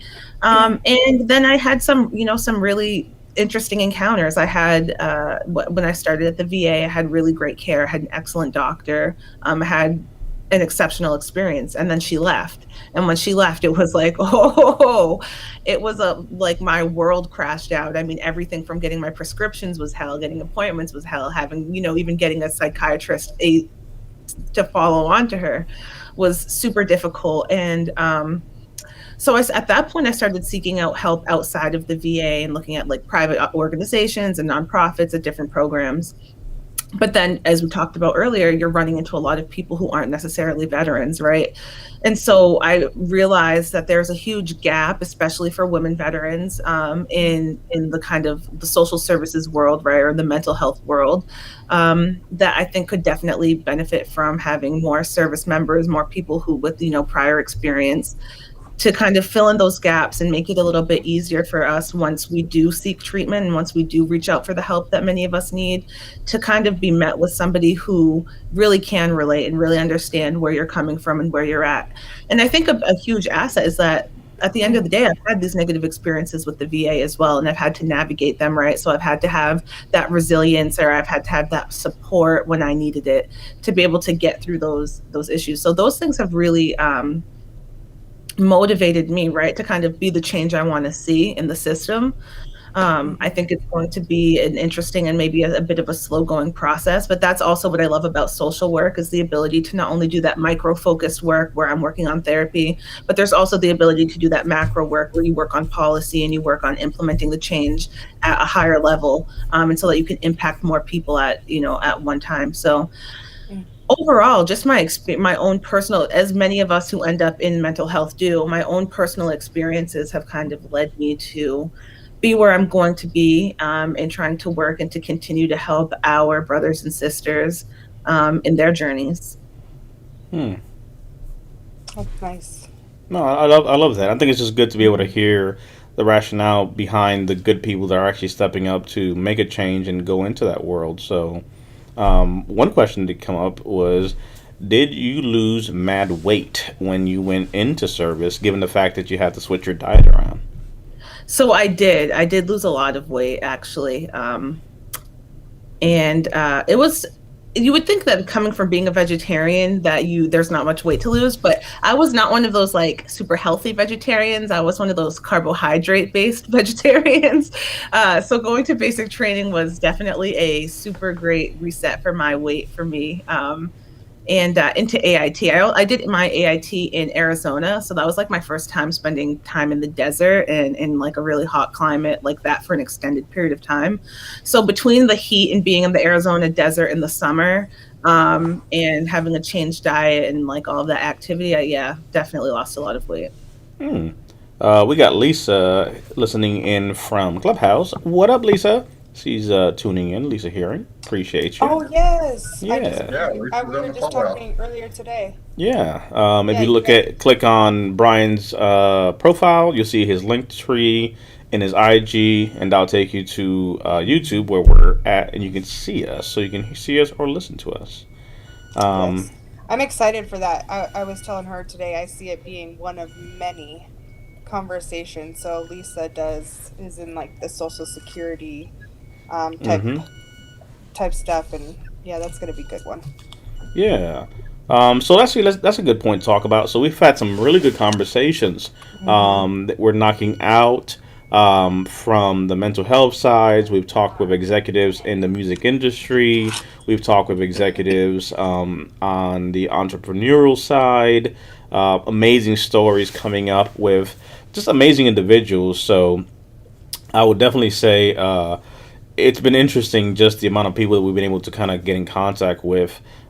We just knocked out a live a recording rather with Maria, who does amazing work. You've seen her, I think, Alexis in Clubhouse. Yes, She yes. does the sculpt. She does the work with like clay, and she uses that as therapy. And it was great to really be able to see and hear kind of her rationale behind what she does with ClaymoreVets.org, which is pretty cool. So that's coming out here soon. We did a human slavery and sex trafficking awareness month conversation with Mary Kate as well, which was also a good conversation, bringing awareness to that space. So really, it's interesting just the different individuals that we're able to meet and talk to. This is pretty cool. So a lot of Hmm. fun stuff kind of coming. Amy is literally knocking them, lining them up as we're knocking them down. Amy Yes. stays busy. Even Hmm. cannabis conversations. Yes. Ooh, I like those. Yes. Those conversations tend to meander, but she's got a lot of it going on. Yeah. I think we're gonna have a conversation with Doc Ray. It's funny. His profile says he smoked his first joint in 1970 and planted Whoa. his first tree in '73. Needless to say, he is an OG of the cannabis world, and actually Oh, one of the fighters of trying to bring cannabis to the forefront for veterans for use as different modalities of treatment. So really, it's about breaking stigmas. For some, medication works. For some, plant medicine works. Whether that be cannabis, whether that be CBD oil, whether that be other modalities. I think options and information by far is the biggest thing that we need to make informed decisions. So I'm really interested for some of the conversations that we have had. I talked to Hmm. Phil from Black Cannabis in New Jersey. That was an interesting conversation, just hearing what they're doing. He's part of a water conglomerate in Flint, Michigan, so they're actually looking at providing clean water. So it's amazing, just all the stuff that's actually Yeah. happening in the veteran space. What are you thinking, Ryan? Yeah, I mean that's it's amazing all of the avenues that these veterans are supporting the community at large. Um, it's pretty eye opening. I just you know things I just never would have thought about. Just like this clean water and Flint and the initiatives going on in the cannabis industry and the so many of the leaders that you've already spoken to. It's been pretty incredible to watch. Yes. Even the stories are so powerful when you hear them. It's so keep an eye out for on Facebook, Instagram for the lives that air with people that we interview because some of their stories are just amazing and they're so motivating. Just some really cool people doing amazing things. So, No, I'm excited for some of those conversations. We have mhm. one question for Amy and Alexis. If y'all would like to weigh in, Amy, Alexis, what is the best advice you can give a woman veteran finally dealing with PTSD and or MST after many years of going undiagnosed, both with VA treatment and filing claims? Well, I will say, if you're, dealing with PTSD for many years after going undiagnosed, I would first of all say to be patient with yourself and to be kind, to yourself throughout this process. It's kind of an emotional roller coaster, especially as you become more educated and you learn more about PTSD and how it can affect you. I think sometimes we can kind of have those aha moments though when we realize, oh my God, like it was PTSD this whole time. That's why I was behaving like this, or that's why I was doing that. Or so I think that it can be a really awakening time for you, but I think you've got to be kind to yourself and also be prepared to be patient because as we just discussed, dealing with the VA is not always a smooth ride, but it many times can be worth it. And it's really important to pursue that help and to stick with it and to get it if you're able to. So be patient, be kind to yourself, and be persistent, right? So if you're not getting what you need at the VA, if you're not getting the treatment that you need, be persistent and definitely do that. And in terms of filing claims, I would just get on e-benefits and file my claims that way. And then, as has already been said, when it comes time for these exams, be brutally honest and be kind of as honest, the honest that makes you uncomfortable. When these doctors ask us questions, and we oftentimes, when it's, an all the time or an everyday answer, and then we say it's sometimes, right, or occasionally, it's time to really be honest with ourselves, even about how we're feeling and how our symptoms impact us. And to share that with the provider that's interviewing us. What would you say, Amy?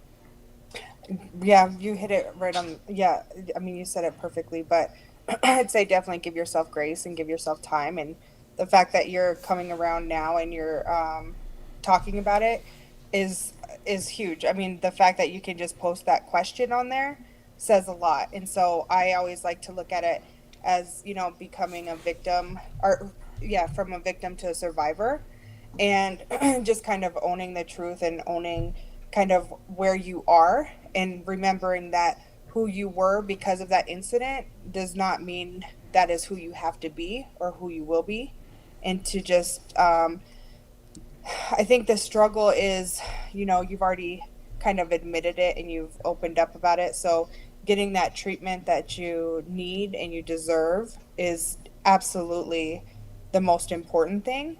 And then obviously, filing your claim is important as well. But, just kind of, your story is your power really. And, use it as a tool and, um, maybe possibly help other people too. Just by you being able to ask that question is huge, and people don't realize that because and then it kind of opens a door of like, well, I have that question too, or well, I've kind of wondered that same thing too, and so the community, which is what we have here, is a great support, I think, and to continue to join these things and watch some of the videos that we've done that we've recorded that are on DP's YouTube on MST and the process, and we talk kind of do like a deep dive into really what your question is. And we did a two-part series.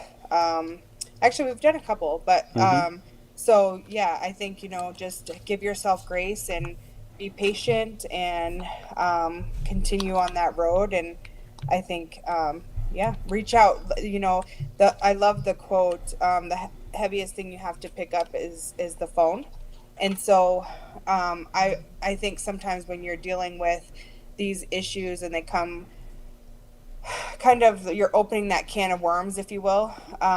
You sometimes you need that support, even if it's just somebody to listen to, or even if it's, joining your community like this, or reaching out to one of us. Obviously any of us would be happy to talk to you, and kind of give you that support and answer any questions, more in depth. Obviously I'm not a medical professional, but I can speak to my experience and, what I went through, and how that journey was for me.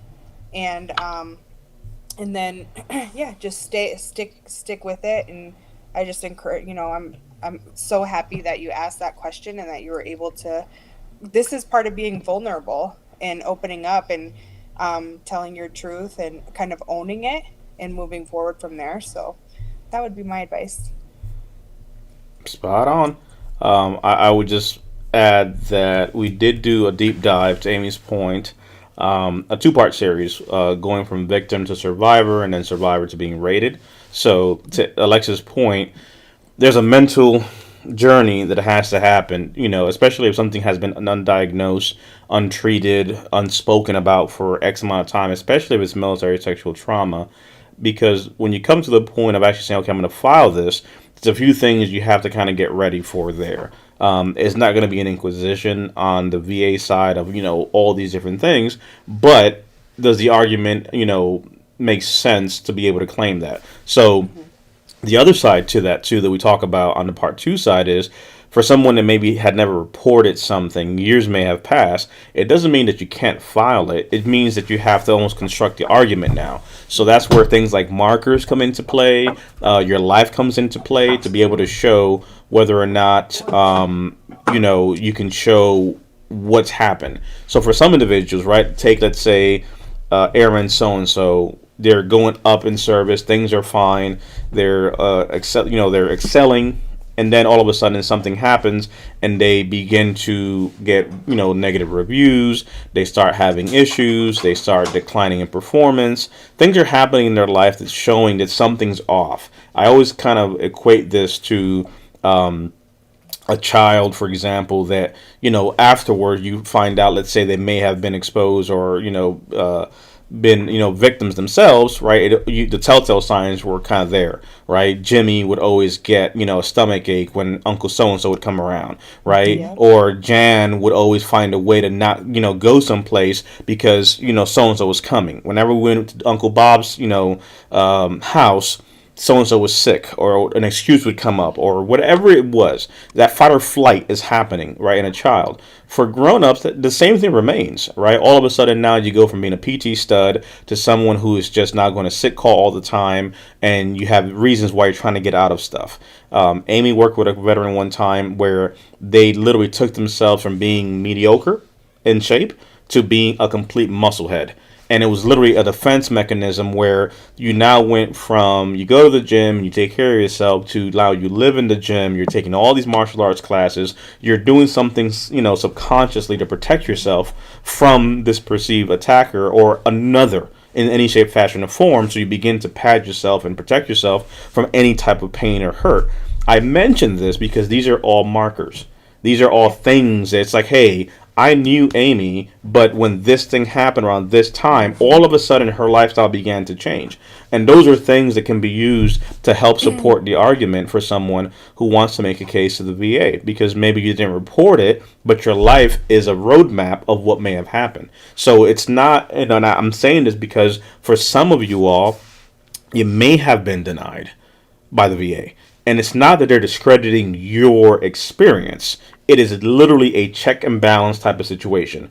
Does the veteran have this? Yes or no? Check. This or that? Just check or no? Yes. So at times what happens with veterans is they'll get denied for something, and what comes across is they said I am a liar. They have denied me. I am not true. I made a point to speak up, and this is what happened. That's not the way to take this. It's literally finding the way to construct the argument to be able to prove the point, because that's really what's missing. We've seen veterans, Amy herself, others who are rated for MST, and the fact of the matter is, it was literally having to detail things and go at it in a way that requires a little legwork. However, before you even get there, to Alexis' point, one, give yourself grace. Two, Yes. understand that you're opening Pandora's box, and it would be advisable to be in some type of therapy, because it's not just you go to a CMP and tell what happened. Like, no, you're opening up something that's been compounding inside of you, and you need to have the ability to navigate all that pain, all that hurt. And this applies to men and women, because we work with both men who have been victims of military sexual trauma or assault, and women as well. And they're pretty much almost kind of equal when you look at it, because of what we've seen. But I would offer that giving yourself grace is huge. Getting a support system in place is huge. And then understanding the keys that you need, aligning yourself with a good coach, someone who understands this process, to make this process easier and better. So all that to say that it's not impossible to claim this, but because it may have not been reported or may have not been diagnosed, it doesn't mean that it's all lost. It just means that the argument has to be constructed a certain way. But before you even get to the argument, you mentally have to be ready to go there.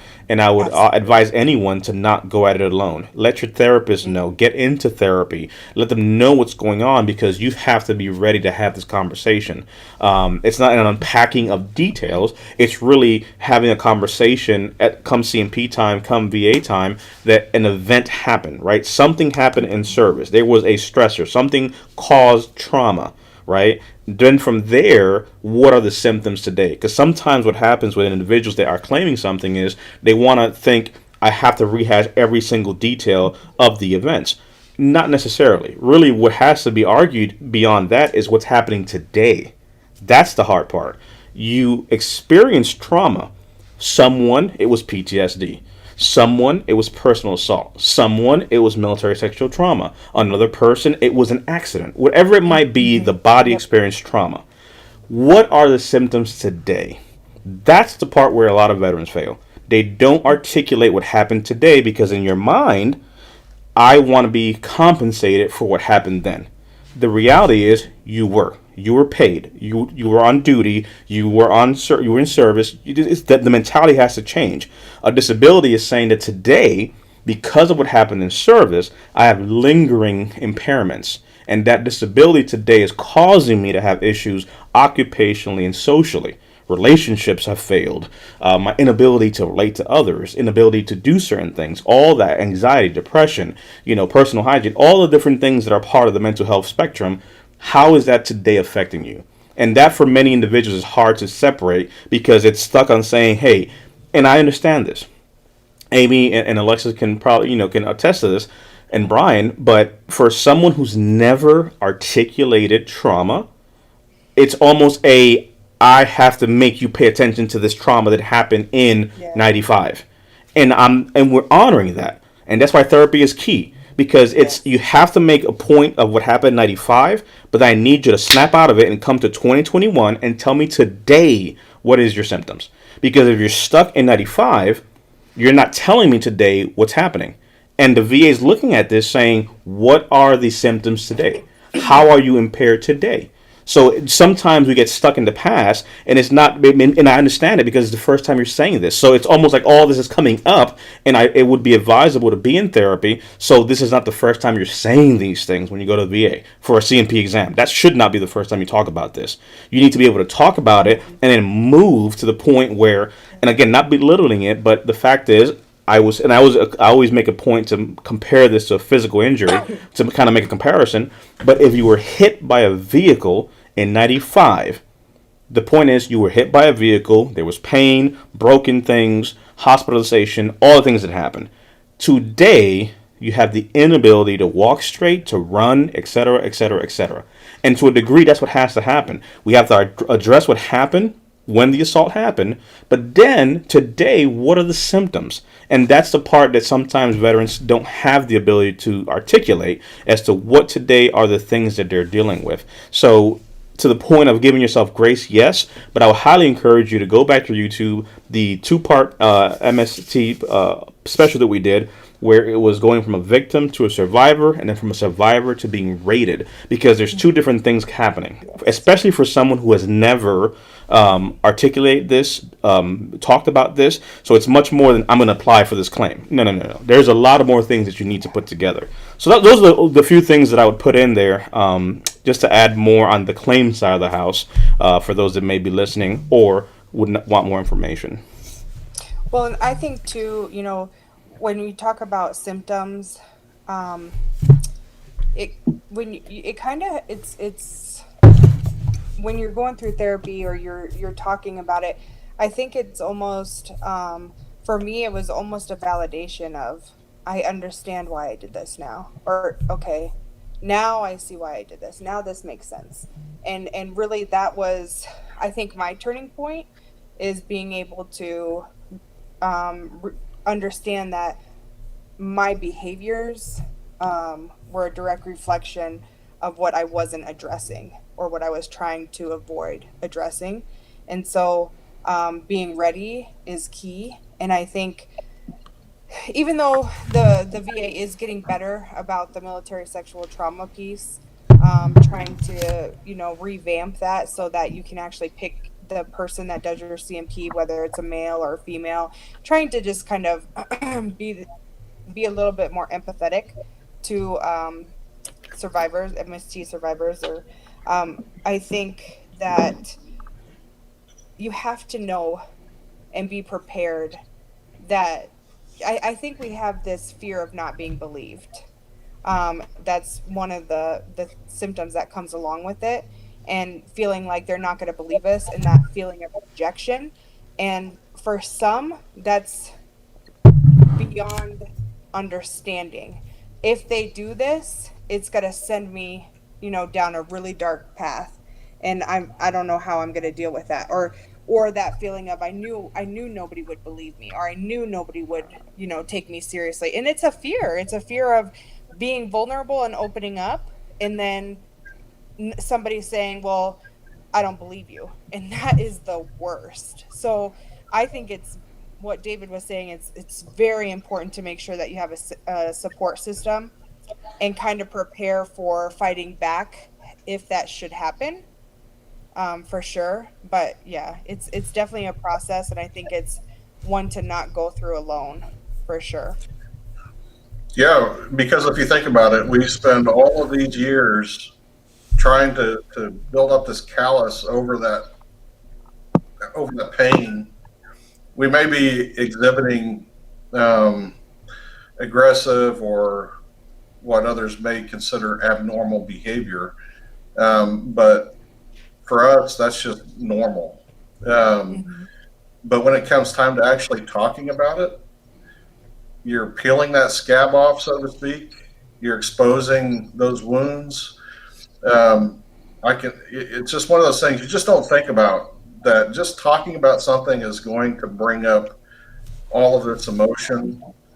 And that's why it's so important to have that protection, that support structure in place, because if you haven't addressed this, like many of us have avoided for years and years, decades, you're going to go to it can take you to a bad place. Yep. And having somebody there to support you and tell you this is normal, even though it doesn't feel like it. It's like Amy said, it's some validation, but you do need that support, because it's almost traumatic to re-experience it when you've been ignoring it, or shoving it back for so long. It is, and I find that a lot with clients. I find that a lot. They say, this is the first time I've really ever talked about it, or this is the first time, wow, I've never said this out loud before, or wow, I can't, I don't know if I can. I had a client this week that told me, I won't do a CMP. I cannot relive this. I cannot do it. I cannot. And she's, you might not be ready, or you might be able to have that letter in support of claims or your statement or whatever documentation. But it's tough and it's definitely not an easy thing and not an easy task, and that's really with any claim in general sometimes too. But when you have to go down that road, and it does feel like you're almost reliving it yeah. Yeah, Alexis. And I think that's an important point to make too, is that and that's kind of been touched on before, is that to prepare for the process, that it's not as simple as just applying and then magically your service connected for whatever. To mentally prepare for the process, so that there's going to be a wait, you're going to have an exam, there's going to be some more waiting, you don't know what the answer is going to be, and then you very well may get an answer that you don't like. And that's part of the process, right? And then the appeal process or whatever that you have to do. It's not a quick and easy solution. And I think sometimes it's difficult because with situations like this, some days are good days, right? And some days are better than others. And we're ready to take on the world, or we're ready to take on the challenge. And we start, right? But then it's next week and we still have to follow up, or, our claim has been denied, or whatever the case may be. And we now have to follow up and continue to fight. It's really, really hard. So that's why I think it is so important to, whether it's a therapist, whether it's your support system, a family member, a loved one, a friend, to have that support system. And I would definitely say, seek out community with other veterans. There's Facebook groups, there's, Absolutely. all types, there's Clubhouse, there's so many different places where you can talk to other veterans who have been through literally the same exact process. You can hear their stories, but also you can just commiserate with them. Like, hey, I've been waiting X amount of months, or I've been doing this for X long. I think it's really important to have that support and to understand that it is a process. There are going to be ups and downs, and it's something that you have to be persistent with. And it's definitely something that can be done when you're ready. Yeah. Suzanne shared a point. It's what gave me the courage to do my CMP, knowing that I wasn't alone. I had a team behind me. Yes. Kenneth, one of our brothers here as well. Trust me, talking about it is hard at first, but it gets easier over time. Capri shared, I'm 61 and I just got 70% from my personal trauma. And then another comment came in. It feels good to be in company with people that truly get it. Again, I think it's just powerful. We have folks in Clubhouse listening, Ray's out there as well in Clubhouse listening as well. And I'm sure it has a gem of information that we can share in there from the rating perspective. But for many individuals, just to even get to the point of even submitting a claim, that is just halfway through the process. So I really just wanted to just echo and just hunker down on what Alexis said about giving yourself grace through this process, and really highlighting again, even Capri's point, because of the fact that it might have taken some time to get to that point, but nonetheless, she got to that point. And that's one of those things where it shows that it doesn't matter the time. Everybody's kind of operating on a specific clock, but that support system, having conversations like this, it begins to break the stigma. Kenneth, he shared his point. As a man, we had a conversation as an MST survivor. Amy, as an MST survivor. It puts names and faces to these things to start breaking that down. And I think that's one of the biggest and most powerful things. I think that it's helping others, because it's easy to just feel like I'm alone, right? I don't need to do this.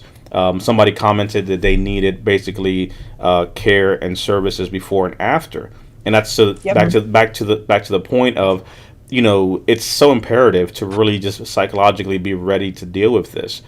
We did a special on the Supreme Court's decision to override the statute of limitation on military sexual assault for those veterans in the late 80s, and we had a legal deep dive on it, but really it was more of a psychological deep dive. We brought Jen, the therapist, who's doing yoga with us tomorrow, and talking about it, and really understanding that for many individuals, before you even put a claim in or decide to do anything, you have to be ready to have that conversation and go down that path, because you want to, you're going to be in, especially, and I would say, if you have all these things, my last point to this is take some time after to yourself.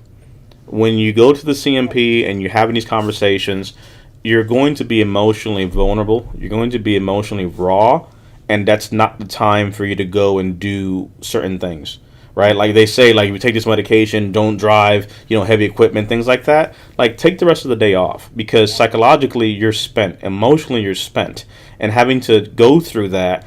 Give yourself a break. Take the rest of the day off. Don't try to go into something else because the reality is you open up yourself. You're emotionally vulnerable, and the last thing you need to do is face certain things that you're not ready to face. And we've seen that with some folks that it's like, hey, shut it down, right? Take the rest of the day off until you're ready, because maybe after me having to let all this out and have this session, I don't need to necessarily go into another contentious environment. I don't maybe need to go back to work after this. Maybe I need to take the rest of the day off. If I don't like where I'm working or I'm in a place that's hostile and violent, I don't want to be there after having a CMP where I've had to open Pandora's box. I'm not ready yet for that, right? I'm emotionally vulnerable, and that's not a good place for me to be. And I think that's something that I would offer to anyone watching this. If you have a CMP coming up or something really traumatic like that, or a hard session, give yourself time, because the fact is you may not be ready to face whatever the rest of the day may have, or going back to work. Thoughts on that, Amy, Alexis? Oh, go ahead. No, go ahead. I'm listening. Absolutely. I scheduled a therapy session right after my CMP because I knew I was going to need to decompress, even though mine was an increase. Just I struggled, and I took the year to do it when my intent to file was going to expire, and I really struggled. And I think I told DP and Nayali I was really struggling to pull the trigger because to me I felt like I was going back to being a victim again, and that was something that just really I struggled with significantly. Like I was going to have to relive my story, I was going to have to talk about it, I was going to have to, and somebody's gonna judge me, and they're gonna look at me like, there's just all these different emotions that go on. And I think that's I hear a lot of people just even claiming PTSD, combat, non-combat, assault, whatever it is, um, doing that. And I made an appointment with my counselor because I knew I was gonna need to kind of decompress. And it doesn't have to be a counselor. It can be a friend, a family member. It can be your coach. I've had clients call me after their CMPs just to kind of say it's over. Sometimes they're pretty emotional, and just to hold that space with them while they're kind of talking through what happened and how they're feeling, and just kind of being there as a community and supporting each other. And to Susan's or whoever it was that was saying that, I think it was Mazel, or that was Mm-hmm. was saying something about having a whole team behind you. That's the amazing thing about working with us, is because it really, you become family, and it's so different when you're amongst brothers and sisters that you can relate to or they can understand. I have one client that sticks out especially to me, and is saying that the reason that he's never talked about it is because he's never talked with somebody that understood his symptoms and understood what he was going through and could say, yes, I agree. Yeah, I do. I feel the same way, or I get it. Or, and he felt normal, and he felt like, I can do this. I can do this. And I think it was like he hadn't spoke on it in like 30 years, and finally is kind of ready to tell his story.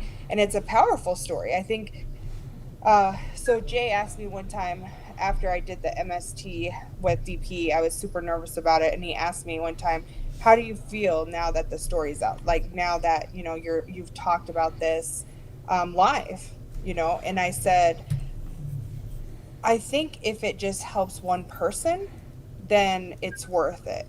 And so I think that when you can relate to people, and I've had so many clients say, this was so good for me. This was so good for me to see that I'm not the only one, or to understand. And so I think, use your power and your story to change your life and maybe somebody else's. Even if it's just one person, it can make a huge difference just holding that space for them. It could be the difference between them filing a claim or not filing a claim, or them getting therapy or not getting therapy. So yeah, I think there's power behind everybody's story, but especially your own power is, nothing's stronger than what you have inside, but yeah. No, I love that. I think it's the power of community. Hmm. So as we start to kind of wrap up and get ready to shut it down, this is, we kind of go with the flow of what the questions may be, and the reality is that someone needed to hear some of that, and that's where we kind of went with the conversation. But the reality is, knowing that you're not alone and having community, I think is by far the biggest, strongest thing out of all of this. Yes. Yeah. For those that maybe having a hard time, you don't have to go at it alone. You have the ability to reach out. You see us here, leaving a comment. We'll, get with you, try to reach out, making a point to, hold space with you. And that means something. That's why we show up. That's why we're here. You don't have to, deal with things by yourself needlessly. We have technology. We have the ability to kind of come together. So, even if you're seeing this after it airs or after the live, you go into the comment. We'll be in the comment section with you. We'll reach out and hold space. That's why we are on all these platforms, because if you're on Facebook, then we'll meet you there. If you're on YouTube, we'll meet you there. Wherever it may be, we'll try to meet you there and hold that space with you, because at the end of the day, that's what this is about. It's about trying to, let you know that you're not by yourself, right? And the fact that we'll be back next week again, we expect to see you all, right? Especially, you that might be by yourself, you that might not have anyone to hold space with you. Guess what? Come hang out with us next week, right? We'll do some other things. We'll have a conversation. Doesn't matter what it is. If it requires a hot, we'll eat an MRE. We'll have some hot wings. It doesn't really matter. The point is, you don't have to be alone, because there's a microphone. Wait a second. We have to switch back to karaoke time. Is that what's happening? Oh, sorry. We have some technical difficulties with Amy's microphone. But honestly, this is about really just, again, holding that space with the folks that we can hold it with while we can. No matter what you're going through, no matter how you feel about things, you don't have to go at it alone. Hang out with us. This is like it was like in service, right? All we're doing is just kind of shooting the shit outside the barracks, just talking crap for a little bit. Amy ate an MRE. We ate some hot wings. Freaking Alexis went ahead and freaking ran out of here. It's just what we all did in service to a degree, which is just not taking ourselves too serious, but really just making a point to just hold space, to be there for people that may need us. And that's really what this is about. So, I'm appreciative and thankful to Alexis, to Amy, and Brian for holding this space with me, because this is what it's about, right? It's about that, it's cliche as it sounds, there is one person out there who Yes. doesn't have anything to look forward to. And if you can hear us, if you can see us, I want to see you next week. I want to hear your Yes. branch of service. I want to hear the years you served. And I want to basically have a conversation with you all and join us in what we're doing. That's why we do these lives, because the reality is that for the YouTube algorithm, this doesn't work. It's a long thing and it doesn't get too many views. Don't give a fuck. We'll do other shit that's slower. We'll do other things that's shorter, and we'll play that, and then we'll do that stuff, right? Because there's two things here, right? And this is being real honest here. There's two things at play, right? The algorithms is the algorithms, and things don't get around. We want to reach more veterans, and we'll do shorter takes and other things for that. But this, I give two shits about who shares it or who sees it if we can hold space with one person. So it's a genuine, request of saying, if you're by yourself, if you have nowhere to be, if you have no one to hold space with you, then we'll hold it with you. And I don't care about, how long it may go or who may tune in, because it's about being there for someone the way someone was there for us. And that's genuinely where we're coming from. So, we're going to be doing new things. We'll have short videos and other things that'll be more friendly to the algorithms to be able to reach more people, because there are more people who need to hear this. So we're going to switch things up and do that. But this space right here, when we hold these Friday night sessions, it's for you. It's for you. And if you are a veteran who knows someone who needs this, then bring them with you, right? Because it's about that, not to get more likes, comment, and share, but truly to bring a friend. So Yeah. I'm not going to say like, comment, and share this because that's not what this one is. This is a bring someone who needs this. If someone you know for a fact doesn't have anything to do, maybe in a bad place, hey, look at what these guys did last week. And whatever it may be, just to kind of pique the interest, like the MRE thing, the hot sauce, all that stuff is fun and dandy, but it's whatever it takes to just have someone snap out of it for a second and just know that we're with them. Because the worst feeling that you can have is the feeling of detachment. Yes. When you feel that you're detached and no one cares and no one notices, that's when the demons start to scream a little bit louder in your head. And that's what we're trying to combat here. Is that if we can make a difference for someone to not become a statistic and we can hold space with them so that they can actually see that, hey, I'm here with you. I understand what this dark place looks like. You know, we lived in there. We all came from there. Everyone here you see has dealt with mental health, deals with mental health. It's a work in progress. Two of us have a service dog. And as cute as they may be, it's for a reason. Don't get it twisted. You know, there's a reason that when Alexis and I are in public, our service dogs are clued in to us.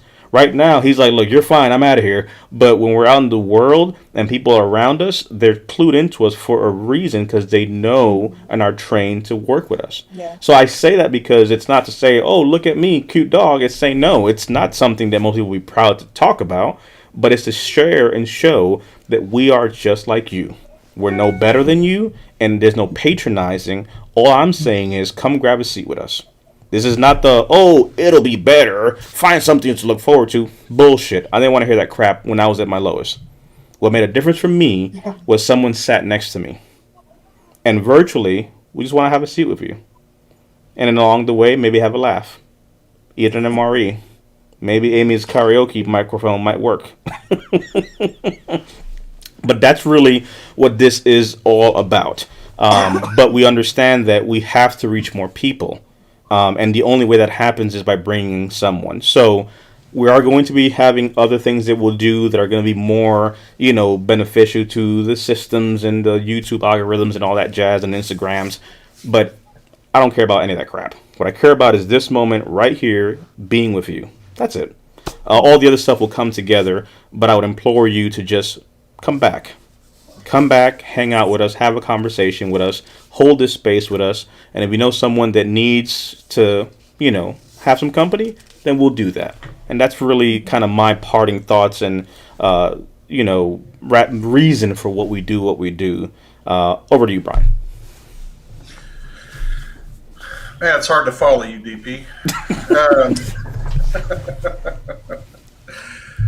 No, that's one of the things that I really enjoy. That motivates me to be here every week to join you and Amy. And I'm thankful that Alexis is here with us today. Is just knowing that we're here to try to let our hair down, even though I don't really have a whole lot. Yeah, there we go. So. I do have hair, by the way. Someone asked that one time, like, "Do you have hair?" I do have hair. I just like to wear the hat. That's all. There's hair here. That's right. You just you know, keeping it undercover for now.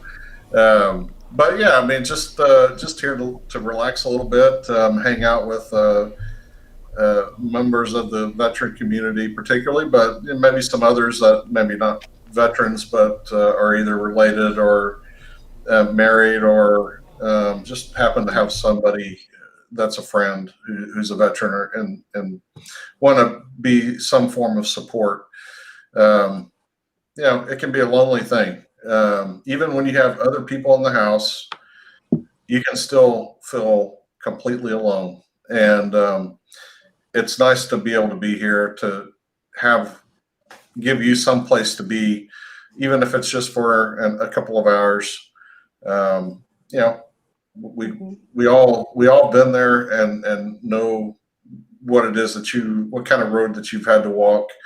Even if our stories are unique in some respect, we've all put on the uniform.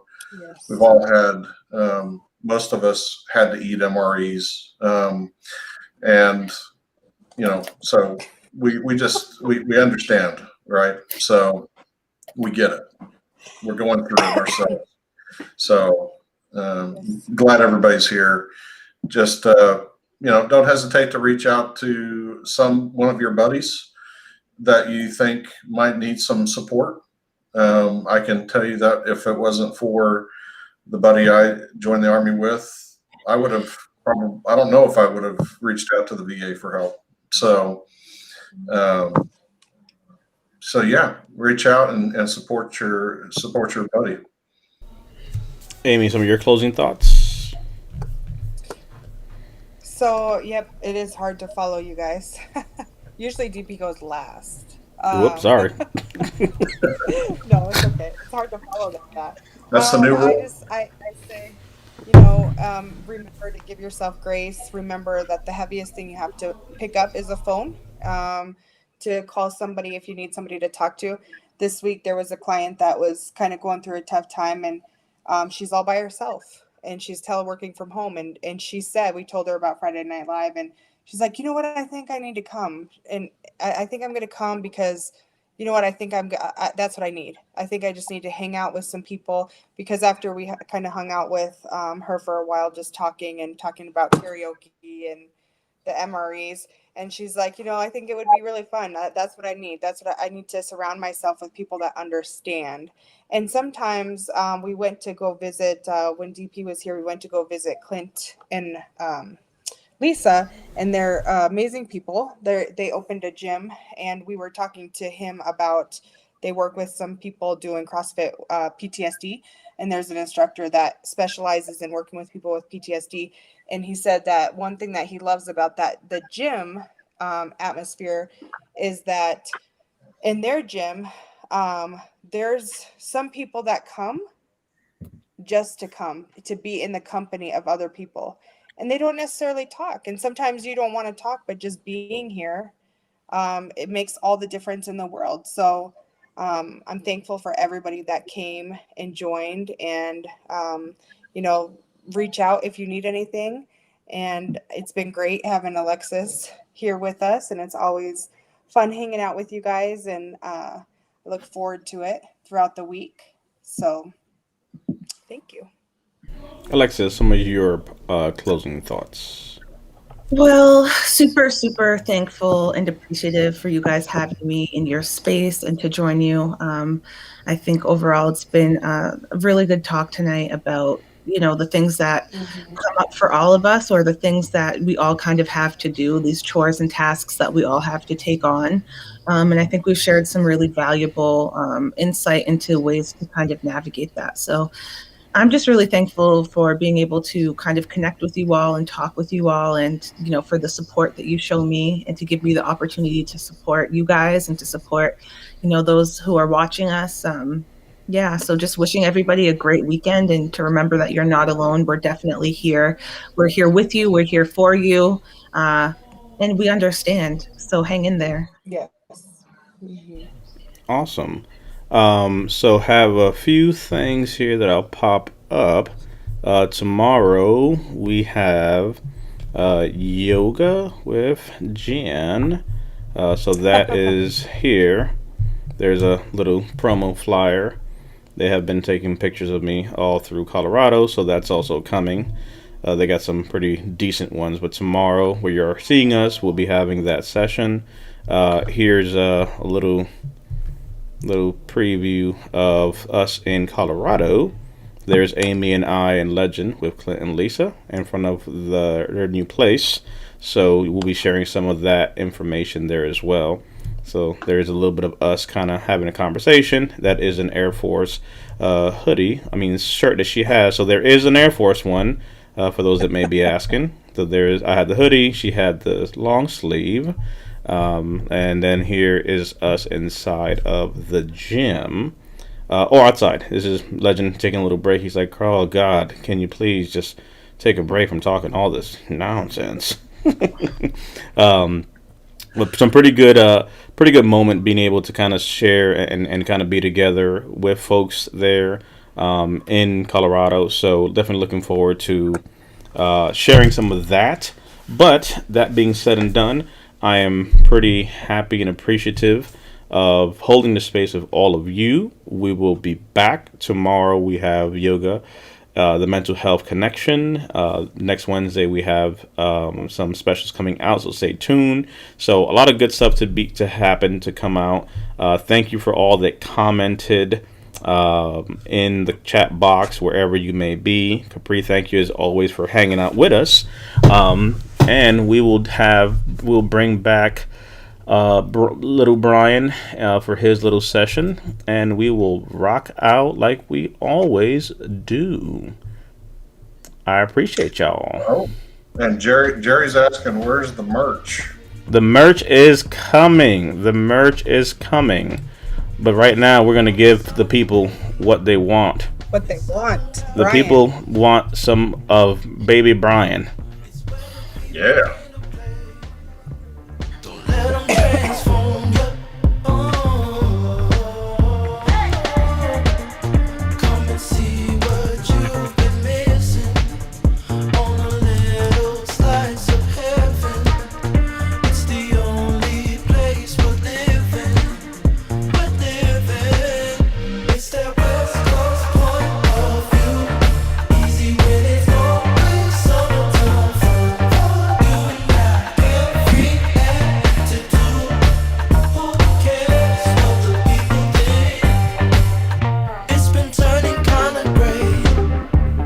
Southern California.